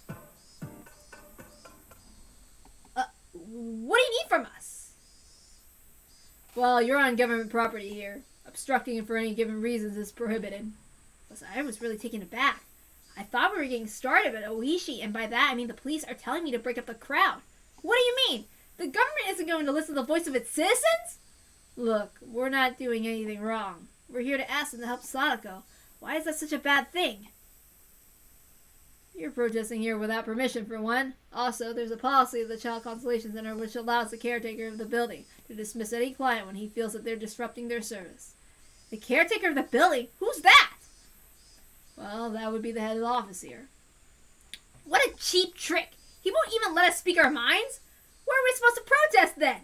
If we have to get off the property, we can do it across the road. If you want to use the public roads, you have to get permission from the public safety department first. You have to contact them through the police. In other words, you have no choice but to disband for today. My, bruh. It seems they really do hate you. This is ridiculous! I don't believe this! We have so many people here in support of Sadako, and you're saying we can't even talk to them? My friends all soon came running over. Oishi explained the situation to them, and they acted the same way I did. No way! That's horrible! No matter what we say to them, all they can do is shut down the amount of people in the group. That's why we brought lots of people here today. But they do have the right to refuse us. There's nothing we can do about that. We have to either listen to the police or disregard what they say entirely. The damn conflict's been over for a while. I don't want to play that game anymore. Damn it! What are we going to do then? Do we just have to leave and come back later? The same thing will happen when we do. They'll just call the police again. The head of the Constellation Center has no intention of letting us in here ever again. We must have really upset him. So what are we going to do now? We'll just have to be patient. If we can't protest on their property, we'll do it from across the road. Seeing that every day will put a lot of pressure on them. It's gonna take way too long! The government is like the Yakuza. It'll get more complicated if we keep getting them mad. So even the Onigafuchi Guardians can't do anything about this? How pathetic! Can't you do something about this, Uncle? Shio, in a battle like this, you have to be patient. They're refusing us so blatantly, just like the construction office did in the dam conflict.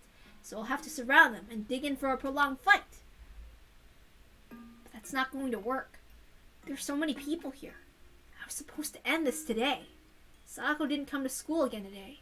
Her uncle called and claimed that her cold had resurfaced. He promised she'd be back on Monday. But hearing that wasn't like any relief to us. Today's Saturday. There are 2 more days until then. Nothing's guaranteed for Sadako. In the world I imagined, it was too late to save Sadako by the day before Watanagashi. But Sadako in real life hasn't yet gotten to that point yet. Nothing guarantees that she'll still be fine in just 2 days. I don't know if she'll still be sane the next time we see her. So, is this going to be a stalemate? Do we really have to wait until they make their final decision? No, Keiichi. We have no time to waste for Sadako. I just know something. Something bad's going to happen. We've got help from this many people, yet we can't even go inside the building. Rika said that with tears in her eyes. Damn it, damn it, damn it! I told Rika I could defeat anything if I put my mind to it. I don't want to give up here! Even a few days ago, we never imagined that we'd get this many supporters. We got approval from the town council and even from Mion's grandma. What else am I supposed to do? What can we do to make our wish come true? Isn't there something that we haven't done yet? Son of a bitch! Rika, you don't have to look so sad. Me? We're doing everything we can. You believe that, right?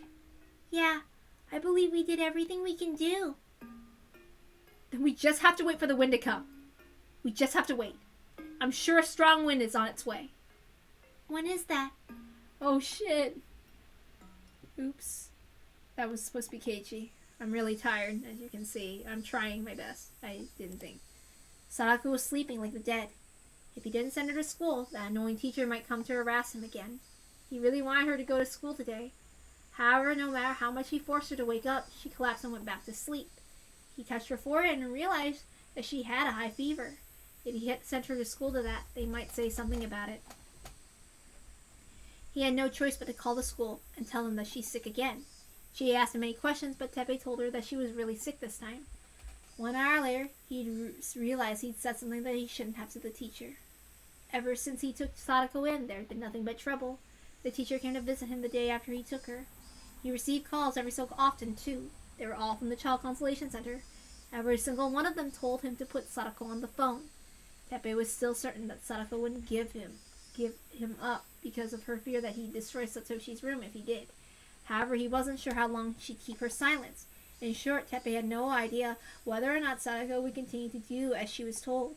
The only thing he knew for absolute certain was that he couldn't control her forever with fear alone.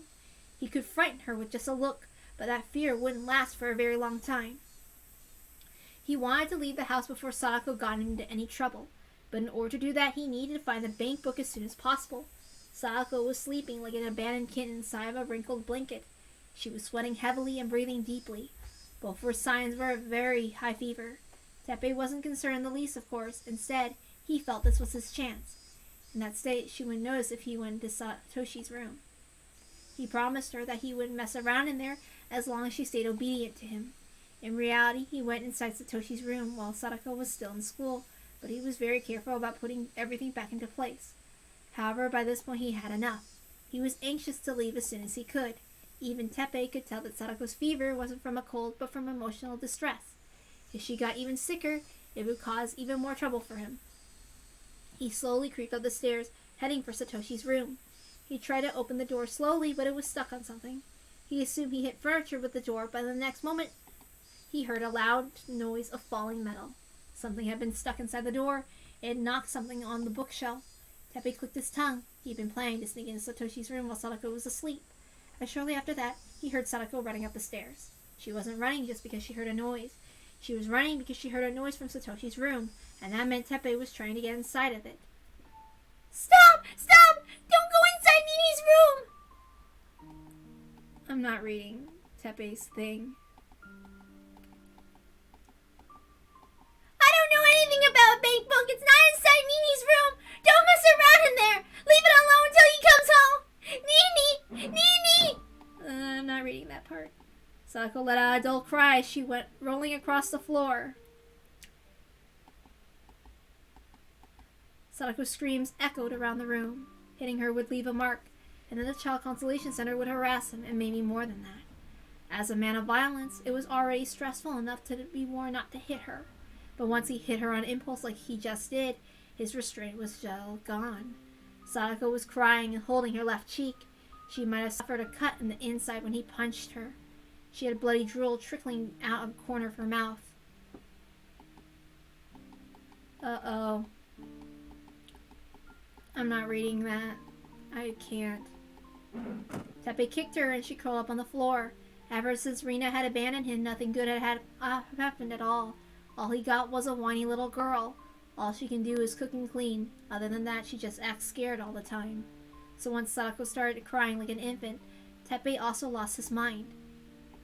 I'm not reading that. I don't know. I'm not even sure that if I ever perfect the reading that I will ever read Teppei's lines because I don't want to. Damn it, damn it, damn it! Oishi, will you please leave us alone just for today? Sadako's in danger as we speak! Hey now, if you touch me, I can arrest you for obstructing the law. Damn it! Stop it, Kei-chan! He's just trying to piss you off! Hey, old man, you won't live long with that kind of attitude. Oh no, I'm scared. If you keep on talking to me like that, I'll arrest you for threatening an officer. Calm down, Keiichi. He's on our side. What? What are you saying, Rena? Can't you see? He's being nice to you right now. He's saying these things because he's a policeman, but I think he's still on your side. If he really wanted to make us leave, he wouldn't be talking to us like this. He'd simply use force. But he's still blocking our way right now.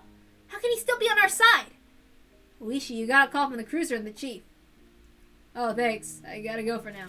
Start vacating the area, please. If you take another step forward, I'll take it as a declaration of war. Got it memorized? God damn it! Hello, Oishi here, reading you loud and clear. Oishi, how's the situation there? It's fine. Everyone's being perfectly reasonable. There's quite a lot of people here, so it's taking time to breaking them up. Really? We're still getting calls from the Child Consolation Center. They're wondering when you can get them out of here. They'll leave soon. I already spoken to the leader. It's taking time for him to explain it to his people. If they call again, just tell them to wait for a little bit. I heard the Onikafuchi Guardians are back in action, but it seems like it's not getting too messy this time. Yes, yes. The damn conflict's been over for a long time. Just give them a little bit to pack up and leave. Oishi, how could you lie to him like that? You haven't made your progress in persuading the leader yet. No. Was that really a lie? The chief warned us this could turn into a riot. I think we should call for help and shut down before anything else happens. Kuma, don't be mean. Excuse me? He got this many people together in order to help his friend. That's no small feat, you know. The whole village is here. That means he persuaded Sonozaki Oryo. It wouldn't be easy for a young boy like him to persuade the Empress. You think Sonozaki Oryo is backing this crowd? The girl they're trying to help is Hojo Sadako, the daughter of the dam supporters. It's hard to believe the villagers would be trying to save her. There was a thick wall between them and the Hojo family. But he broke that wall down in just a few days. Actually, I've been following his progress up to this point. I saw him at the Watanagashi planning meeting. He's a damn courageous boy. The elders screamed and yelled at him, but he wasn't scared at all. He magnificently brought them over to his side. After that, they told him they'd support him if he could also persuade Oreo. Since he's here today, he also apparently succeeded in doing that. He's going to be someone big someday. You should probably get close to him while you still can.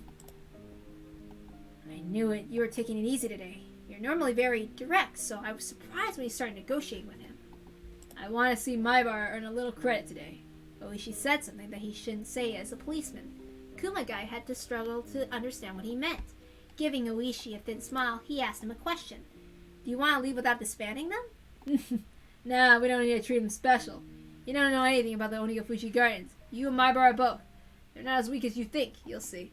You want to wait and see what they'll do, huh? As usual, we're doing a thankless job. Want a cigarette? Kumagai accepted the offer, taking a cigarette from Kumagai's hand. In the next moment, the two black vehicles stopped and short in front of the building, their brakes screaming under the stress. There they come. Look closely, Kuma. Several men were wearing well-tailored suits and emerged from the vehicles. Some of them looked like muscle-headed gangsters, and some of them resembled intelligent businessmen.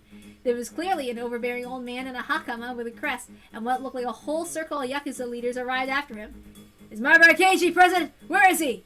I'm Maibar Keiji. How may I help you? Don't worry, we're on your side. Who are you exactly? Oh, hey, Uncle! Why are you here? I can't believe he actually showed up. And even his sheer surprise reactions made me feel nervous. Keiichi, you're the leader here. There's no need to hesitate. Let's go. The group of men clapped me on the shoulders. But I can't go. The police are here. Alright, stop right there, boys. I'm Oishi from the Okinomiya PD. Good afternoon. Where are you all heading? Who do you think you are? How could you stop law-abiding citizens from conducting a protest? Well, Sonozaki, we're here because the Child Consolation Center called us here. Sonozaki? Is he a teacher from some school? Wait, no, I don't have time to joke around. This man in Hakama must be the Sonozaki family's representative on the professional assembly. I heard he's a really scary guy when he raises his voice just like Mio's grandma. Shut up! Get away, you damn pig! Who gave you orders to get in their way? The chief of the police ordered us here. I can't disobey him, you know. The Okinomiya police chief? He's gonna hear some real complaints from me later. Tell him to be ready! Oishi's partner is doing his best not to laugh. Okay, I'll relay that message to him. Anyway, there are rules in this city. Like how the caretaker of the building can order people to vacate their property if he thinks it can cause trouble for his business. As Oishi explained in a half-strange, half-troubled, and half-delighted manner, one of the intelligent-looking guys started talking instead of Representative Sonozaki. Hello, I am the attorney, Sonozaki from the Sonozaki Law Consultant Office. I went over the laws that apply to the Child Consolation Center. Their claim is unjust. It could be considered an abuse of their official authority. Here's a copy of the regulations. Furthermore, Maibar Keiji is the appointed leader of the Hinamizawa Unified Council. This is the power of the attorney issued by the council. The Hinamizawa Unified Council is a good Samaritan organization of citizens formed under the observation of Shishibone Local Government Section. That makes him a proper representative of an organization, and he went through the proper channels. Rejecting his appeal is a clear abuse of authority and violates the municipal public service regulations. Therefore, the order made by the head of the Child Consolation Center is unlawful, and if the police continue to interfere with this movement, then... Okay, I understand. My apologies. Well, then, you can carry on, everyone. That's what you should have said in the beginning! Let's go, Keiichi! Wait, you might be disrupting their business if everyone goes inside. Don't worry, only the representatives are going in. Is that even going to interrupt their business? With 4 couches in the visitors' room, I assume they can easily hold 10 people in there. I guess you know better. Please go on ahead, then. Maibar, let's go. Nobody's going to stop us now. Oh, yes, sir! Hey, Rena, Mio, Shion, Rika! 'Rika! We're going in! Yeah! Let's go! this all part of Oreo's plan? Probably. I didn't think she'd talk to these guys too. No matter how you look at it, it's the Sonozaki family giving us the most support. I wonder what made the hag change her mind. I'm not surprised at all. I always believed that Michan's grandma would help us. Really? I said some nasty things to her last night, but right now I could kiss her. Alright everyone, we're going inside! Yeah! The crowd cheers. The main event is about to begin! Marbara, please save Hojo! Please help rescue Sadako! Hey Marbara boy, good luck! This is your show! We wish you luck! Asian for Grenadiers, secure the path of retreat, support the charge! Yay! Show us what you've got! I will! I'm going to go get him! Mybara, we'll wait for you here. We'll look forward to hearing the good news. Yes, bring us good news. I'll be waiting for you too. I put my fist in the air in response to their high expectations. We entered the Child Consolation Center, backed by the power of the Sonozaki family. I finally made it! It was cool inside the building, unlike the outside world. I could still hear the crowd, but at a lower volume. It was loud enough to hear their cheers. The staff in the building must have known who we were. They tried to concentrate on their work as if they didn't see us. Hello, sir. How may I help you today? I'm Mybara Keiichi. I'm here to request that Hojo Sadako be put under protection immediately. Just go get the person in charge here! A representative of the Higurashi Town Council is here to see him! He's unable to see you at this time. I will take a message for him. Hello, I'm a lawyer from the Sonozaki Law Consultancy Office. For this purpose of future use, I'll be recording our conversation from this point forward. We'd like to be treated responsibly by the Child Consolation Center. I will try to see if he's available. Please wait for a moment. Hariyama, it's been a while. Representative Sonozaki, how have you been? I'm here today as a member of the Hinamizawa Town Council. May I see the head of the office, please? Of course. Hey, you! Take it to the reception area inside the boss's room and serve him some tea! I guess the power of the representative can really get public officials moving. I heard there are both professional and municipal representatives in the Sonozaki family. We have the power of them both today, and that means we have nothing to fear. We're inside this office, but the head of the office wasn't to be found. I'm sure he's somewhere in this building. All the exits are blocked. There's no way he could escape from us. He better not be thinking that he can hide from us all day. The head of the office was, in fact, peeping out through the blinds of the meeting room on the second floor. He was shaking in fear. Why are they inside the building? What are the police doing? Well, actually, both the prefectural and municipal Sonozaki representatives are here. They have a lawyer with them, too. They're asking for an answer, but only management has the authority to respond. Okay, I got it. Today's Saturday. It's nearly 3, right? I'll just stay here until then. Have them leave after we close up. Meanwhile, I'll talk with the municipal manager about what to do next. I thought he told you to concede. He said something about town council. I was expecting a bunch of neighborly old men. I never thought I'd see representatives and lawyers and Yakuza. Who would have thought there would be 200 people out there? Well, that's Hinamizawa. Anyway, the office is closed in 10 minutes. I'm sure they will threaten me if I meet with them. But I'm not going to concede. That's my duty as a civil servant. I've been working for the government for 40 years. I'm not ashamed to boast about that. I'll never compromise just because some gangsters threaten me. And the next moment, the phone in the conference room rang loudly. The head of the office nearly jumped out of his skin. Scared at the movement of the phone, he even told the manager to tell whoever it was he wasn't here. Hello? This is Hariyama. Oh, thank you. I'll let him know. Sir, it's the municipality calling. Hello? I'm in deep trouble! There are about 200 people surrounding the Consolation Center right now! They even have the representatives on their side! What should I do? I did tell you this would happen. But it's your job as a municipal government to control the trouble within the town councils! Do something about this! It's your sworn duty to take care of this! That's not our job. Our job is to support the growth of the local communities of the region, and I don't care! Can't you do something about this? At this point, you have no choice but to accept their request. I think you should stop being so stubborn about policy. A government is there for its citizens, isn't that right? Can't you just peacefully accept their appeal?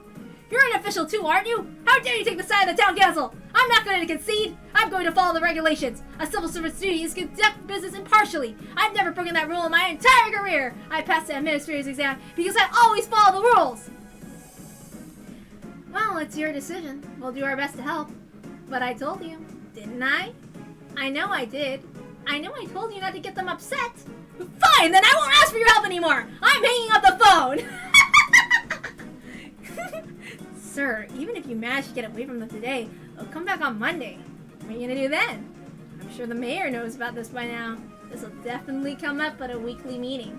I haven't done anything that would upset the mayor. No matter what he says to me, that's what I'll tell him. Eek! The phone rang once again. Also, once again, the head of the office trembled in fear. The manager had to reluctantly pick up the phone. Yes, can you transfer it here? Yes, this is the right office. One moment, please. Sir, you have a call from the City Hall. City Hall? Not the municipal offices? Who is it now? It's the mayor. Yes, that's right. They're members of the town council in Hinamizawa. Yes, I understand. Please listen to what they have to say. Now, that's not true. It's important to be impartial and unbiased, but you must act according to the occasion. Yes, please do so. After you're done, please come to the mayor's office and give me your report. I expect you by 6 p.m. Thank you very much. The man spoke with a gentle demeanor, but in a tone that didn't allow objection. The elderly man in the devil suit set the receiver down. Thank you for that. Oreo was sitting on the couch in the reception area. Akane was there with her too. Not a problem. It's been a while since you visited our city hall. I was surprised to see you here today. Sorry for the surprise. If I'm going to ask someone a favor, I want to see them in person. Thank you, really. It's not a problem at all. I'm sorry that our staff were so impolite. I should have taught them better. Maintaining a good relationship between municipal governments and town councils is vital. So he says. However, the mayor couldn't believe that Empress Sonosaki came all the way here to see him just to save one little girl. It's a huge deal when Sonosaki Oreo comes directly to this office. It's also unusual for her to do things indirectly to begin with. Rather than leading the charge herself, she was having Maibara Keiichi save Sadako. The mayor understood she was doing this so Maibara Keiichi would get all the credit. Because of that, he was very interested in the young Maibara Keiichi. He sounds like quite the young man. I can't believe he's gone so far just to save his friend from an abusive relative. I know, he's one of a kind. I'm not worried about the future of Hinamizawa as long as someone like him is around. I can die peacefully now. Please, Mother, don't joke around like that. It was worth living this long if I was able to meet someone like him. Take care of that Keiichi boy if something happens again. You've grown so fond of him. Are you still mad at me for not having any boys? It was now 3 p.m. and I heard the announcement that the center was closing. The head of the office finally showed up in the room. He seemed like a totally different person. When I first met him, he had a cold attitude and responded to questions with blunt answers. But now he was much nicer and agreed with everything we said. I guess the power we held must have intimidated him. If I was alone, I would have never gotten him to listen to me. It's thanks to everyone's support that I'm able to talk to him now. I understand. I'm very sorry for all the confusion. We'll take action immediately. Manager, please call Hojo's house right now. Yes, sir. Sadako, finally! You're finally free!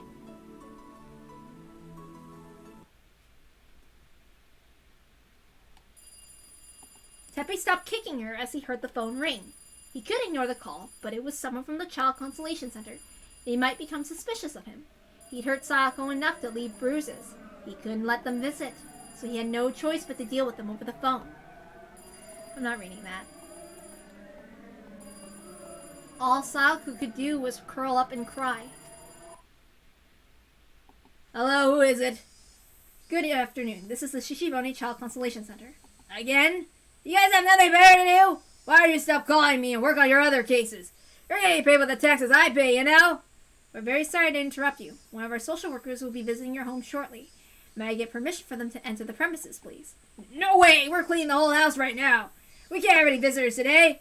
Come back at some other time. The Consolation Center wouldn't give up. Teppei wanted to hang up the phone, but if he did, he knew that they'd show up for sure. I was told that Sadako didn't come to school today. She's home, isn't she? If she's really sick, she should be resting at home, I expect. There's something quite urgent that I need to ask her. What the hell do you need her for? I'm here, her guardian, so I'll answer you instead. Are you refusing to put Sadako on the phone? I'm not refusing. I'm just saying that I'll answer your questions in her place. Hey, you see what I'm saying? What's her name anyway? I'm asking you one more time. May I speak with Sadako, please? Uh-huh. He thought dealing with government officials was a bit like playing whack-a-mole. If you hit them hard enough, they won't show up for a while. But today, whoever was on the phone seemed so provocative and self-assured. Teppei sensed they'd definitely come to the house if he didn't put Sadako on. And they sounded like that over the phone. If they came to the house, they might be bringing along more than just a couple of people. For all Teppei knew, they might even bring a police officer. If they did, he couldn't turn them away at the entrance. He knew too well just how scary police officers could be. Look, wait a minute. I'll go and wake her up. Give me some time. He covered the phone with his hand and spoke to Sadako downstairs. Oh, Satoko! The Child Consolation Center wants to ask you something. Can you come to the phone, please? Even though he had been beating her, Teppei was addressing Sadako in a sweet, phony voice. It would disturb people to hear him talk like that.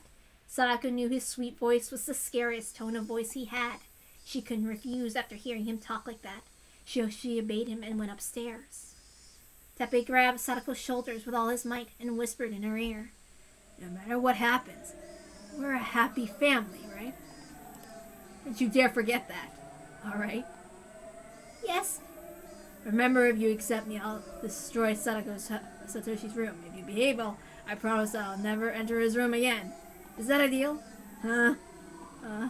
He squeezed her shoulders even tighter. Sadako contorted her face in pain. We're making up now, right? Huh? Yes. We're a happy family. Teppei gave the phone to Sadako as soon as she nodded. He stood behind her, continuing to grip her shoulders tight. It was like a raptor, gripping its prey with its sharp talons. Hojo Sadako, this is Harayama speaking from the Child Consolation Center. How's everything going so far? Are you having any problems with Teppei? The volume on the phone was low enough that Teppei couldn't hear what they were saying. However, he squeezed Sadako's shoulders harder and urged her to say something because her silence could be interpreted as a negative answer. Yes. Everything's working out between my uncle and I. You don't have any problems with him, Sure, go ahead. Hello? Sadako! It's me, Keiichi! Are you okay? Yeah. It's safe here.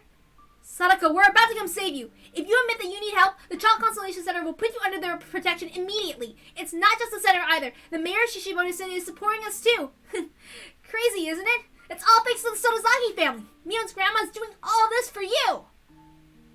Sadako always felt bitter toward the Sonozaki family because they were often the ones talking behind her back. She hated Oreo most of all.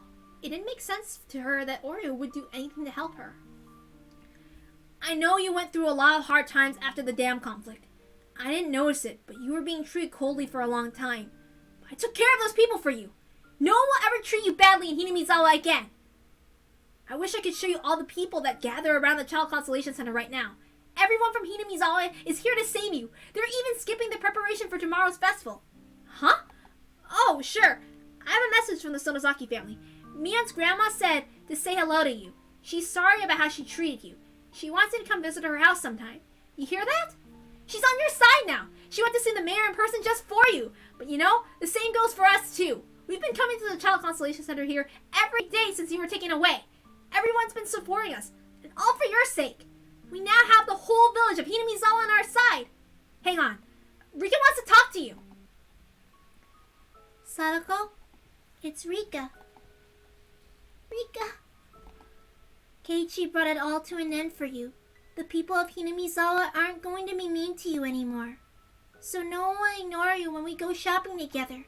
They won't treat you differently from me anymore. No one will treat you coldly anymore. Sadako wasn't sure if she should feel happy or sad that Rika noticed how badly the villagers were treating her. All she could do was let out a bitter laugh.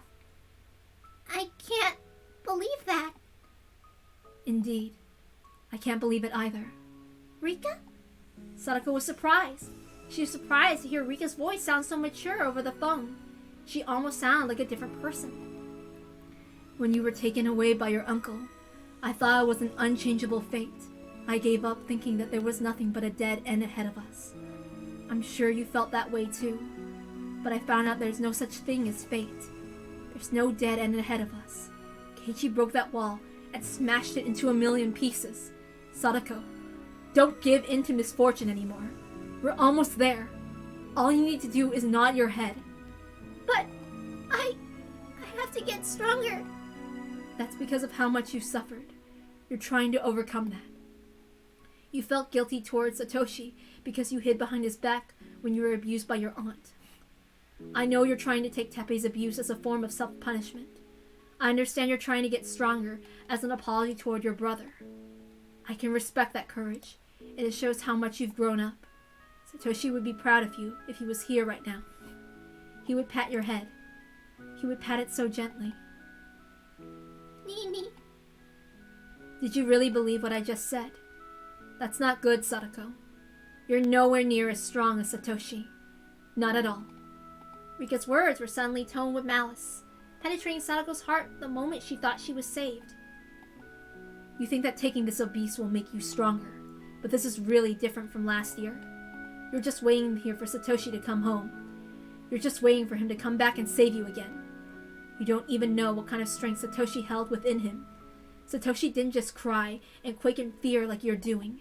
He fought. He fought his horrible aunt. He fought in order to save you. Remember the sight of Satoshi standing up to your aunt? The one you cried in terror from, with his arms spread wide to protect you. Satoshi was just as scared as Sadako was. All she ever seen was her brother's back. She had no idea what kind of expression he was wearing on his face. He didn't want to stand in front of his furious aunt, but he had no choice if he wanted to protect his sister. Sadako never once saw how scared he was. She never once saw how courageous he was in spite of that. Satoshi fought. He didn't just take the violence that was dealt to him. He fought it and struggled against it. I was no different from you once. I once stopped fighting because I gave up. I stopped struggling against it. I chose to accept fate and quietly endure my pain. I thought it was a waste of time to seek help, just like you. I was just waiting for someone to come along who would change my circumstances. But I've decided to fight. That's why I'm on the phone with you right now. I'm going to change this fate on my own. I'm going to persuade you to nod your head. Sadako, he's right behind you, isn't he? Yes, he's here. Look at his face now. See how evil and scary he looks. Realize how brave Satoshi was to fight back against that furious face. If you want to give something back to Satoshi, don't just take his abuse without seeking help. You have to do what Satoshi did for you. Can't you recognize that? Sadako slowly looked back at her uncle, though she was afraid to do so. He was wearing an unpleasantly broad grin while gripping her shoulder so tightly. Ultimately, it wasn't even really about dealing with her aunt or uncle. It was about dealing with her fear. Satoshi faced his fear. He could have chosen to run from it or to sit and take it, but he fought for his little sister instead. He fought that fear and didn't falter. And what was Sadako doing? She believed that violence that she was suffering from was the punishment she deserved. However, Rika wasn't wrong. Sadako wasn't trying to gain strength at all. She was only shutting herself out until someone came to save her. She wasn't doing anything on her own. She was only waiting for someone else to do something about it. Satoshi faced it. He faced his fear. That was his strength. Are you scared? Are your teeth chattering? Are you feeling shivers running down your spine? That's exactly how Satoshi felt when he tried to protect you. You have to understand that. Do you know what Satoshi wanted from you? Do you know what he was trying to show you?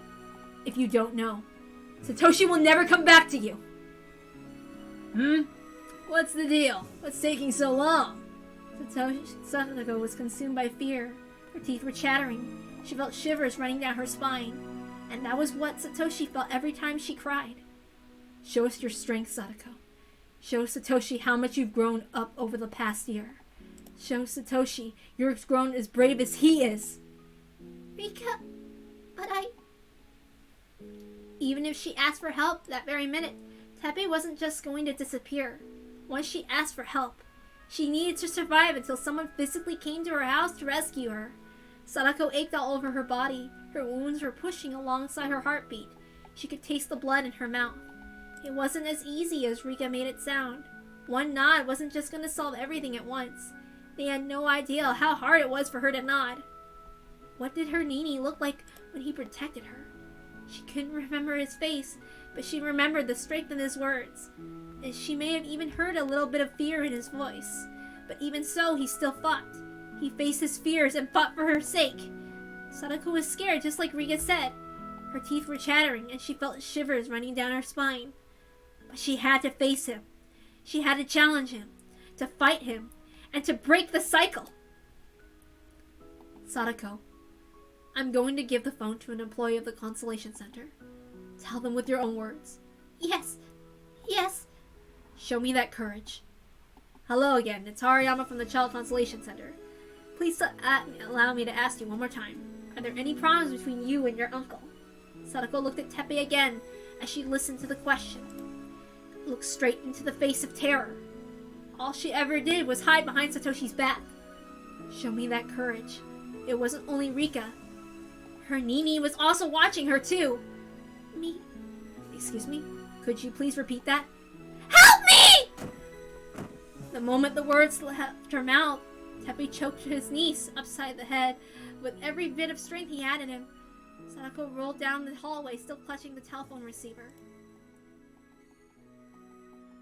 I hate you! Get out of my house! This house belongs to Nini and me! This house belongs to my family! I hate you! Get out of here!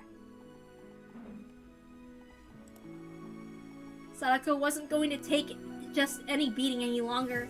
Instead, she spread her arms wide and jumped onto her uncle. Of course, that wasn't going to hurt Teppei at all. Sadako was as weak as a newborn puppy to him. That was, however, the best attack she had at her disposal. Sadako was fighting for the first time in her life. She decided to stop waiting for somebody to save her. In the end, Sadako was the only one who could save herself. Enduring her uncle's violence had never meant anything at all. She thought she'd learned something from her Nini, but she'd been mistaken this whole time. It's just as Teppei raised his fist, someone loudly hammered on the front door. Hojo Teppei, open up! This is the police! Teppei couldn't help but jump in surprise. It had barely been a minute since Sadako asked for help over the phone. Open up this door! If you don't, we're going to break it down! Okay. How'd it turn out? How's Sadako? Sadako asked for help. The Child Constellation Center is going to take action now. But she's still in danger. Teppei might kill her for betraying him. We heard a violent noise right after she asked for help. In other words, Sadako had been brave enough to do that in front of her uncle. We have to get there right away. Can someone give us a ride? Several of the villagers who came by the car started their engines. The crowd had started to realize what was going on. Damn it! We're coming as fast as we can, Sadako! Oh, don't worry about that, my bro. Police entered the Hojo residence not a moment ago. You couldn't have had any time to hurt Sadako. What? But why? No idea. It's a mystery to me. Anyway, could you please break up this crowd already? I'll be leaving for now, so excuse me. Have a good year. Oishi must have contacted someone as soon as he heard Sadako asking for help. The police had surrounded Sadako's house ahead of time? I get it! They were suspecting him of Rina's murder. It all makes sense now. Wait, who's Rina? Get in the car, everyone. Let's hurry back to Hinamizawa. Oh shit. There were several officers combing the Hojo residence. Sadako was sitting by the porch, talking with another officer. She still had some painful looking bruises all over her face. Sadako! Are you okay? Are you? Do I look okay to you? Coach! She needs treatment right away! Let's take her to the clinic. Can you walk, Sadako? Sadako nodded to the coach and stood up. It looked painful for her, but even so I felt relieved to see her better than I expected. However, the cruel bruises inflicted all over her body were all too horrible to look at. I'll never forgive that man for abusing a little girl like her. My body shivered in anger.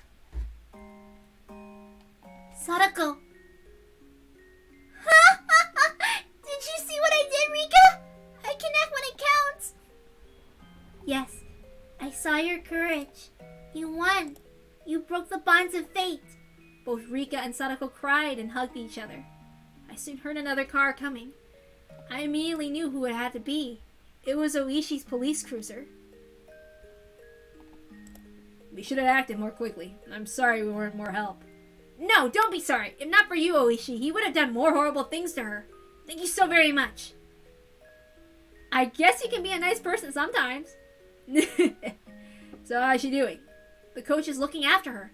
She's injured pretty badly. Oh, Kuma. What happened to Teppei? We got him. Komiyama took him to the station. So he won't come back into this house ever again? It's not like he's gonna get the death penalty or a life sentence. I don't want to have to think about this, but he might come back someday. Yeah, we won't let him. I'll make sure he can never come back to this village. Oh my, oh my. The successor of the Sonozaki family is saying such scary things already. You can't threaten him or anything, you know. I'm not going to threaten him. I'm just going to advise him that he should never come back to Hinamiza or Okinamiya, otherwise something terrible might happen to him. Ah, I guess advice isn't too bad then. So is Sadako free now? Is that really it? Is it over? I don't know. I think there'll be more issues to come. Once Teppei loses parental rights, they'll need to find a new guardian for Sadako. Someone has to take care of her. But there's no need to worry. I'm sure that Sonozaki family's gonna back her up. We'll make sure Sadako's happy.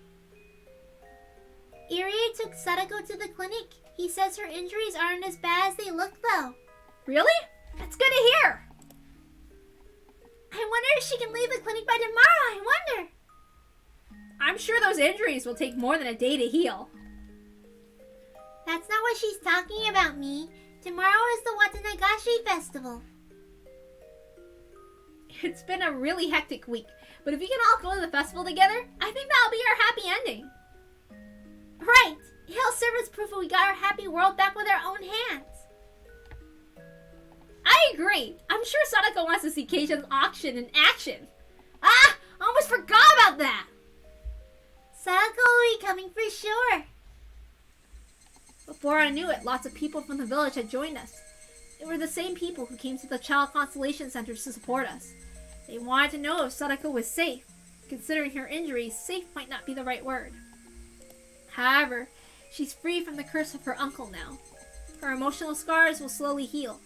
We'll be there for her as her friends. No, it wasn't just us anymore. The whole village is going to be there for her. The ghost of the dam conflict won't haunt Sadako any longer. It was a very long week. In this 1 week, we united, we fought, we overcame, and we won. It wasn't an easy victory. However, the price we paid was more than worth it. Tomorrow is the Watanagashi Festival, the biggest festival in the village. It's a huge event where we worship the guardian of this village, Oyashiro. Oyashiro is a god who united two enemy peoples. The curse on the Hojo family has disappeared, and Sadako is truly going to be part of this village. We'll all be playing at the festival together. This is a perfect happy ending. With our ordinary days taken from us, we all felt so powerless, but now that we have everything back, what else can you call that but a miracle? No, you can't actually call it that. Miracles can be created when everyone works together. What's impossible to do alone becomes possible when everyone joins forces. With everyone's power, we were able to make impossible things happen. That's the only natural outcome of everyone doing their best together. So it's not a miracle. Sorry, that was my chair. I was wiping it because I'm crying! In other words, it was inevitable. This old legend in the village tells us that Oyashiro made it possible for humans and demons to live together. I'm not sure what that story really means, but I'm sure that Oyashiro made something impossible happen. We can be proud of what we did, and I'm sure Oyashiro is proud too. Hey, my bride boy! We did it! You pulled it off! It was worth showing up every day! My supporters cheered me on. They were all glad that Sadako was finally safe.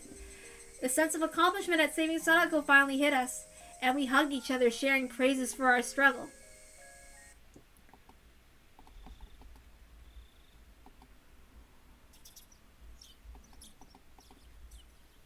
Okay, give me a moment. My nose is plugged. Okay. Okay, and you know, just because let's end it tonight. It's good. We can do the rest. Yes! We did it! My favorite part. I'm so happy. Okay, I have to go cry now because that was actually, yeah. I gotta go. Bye.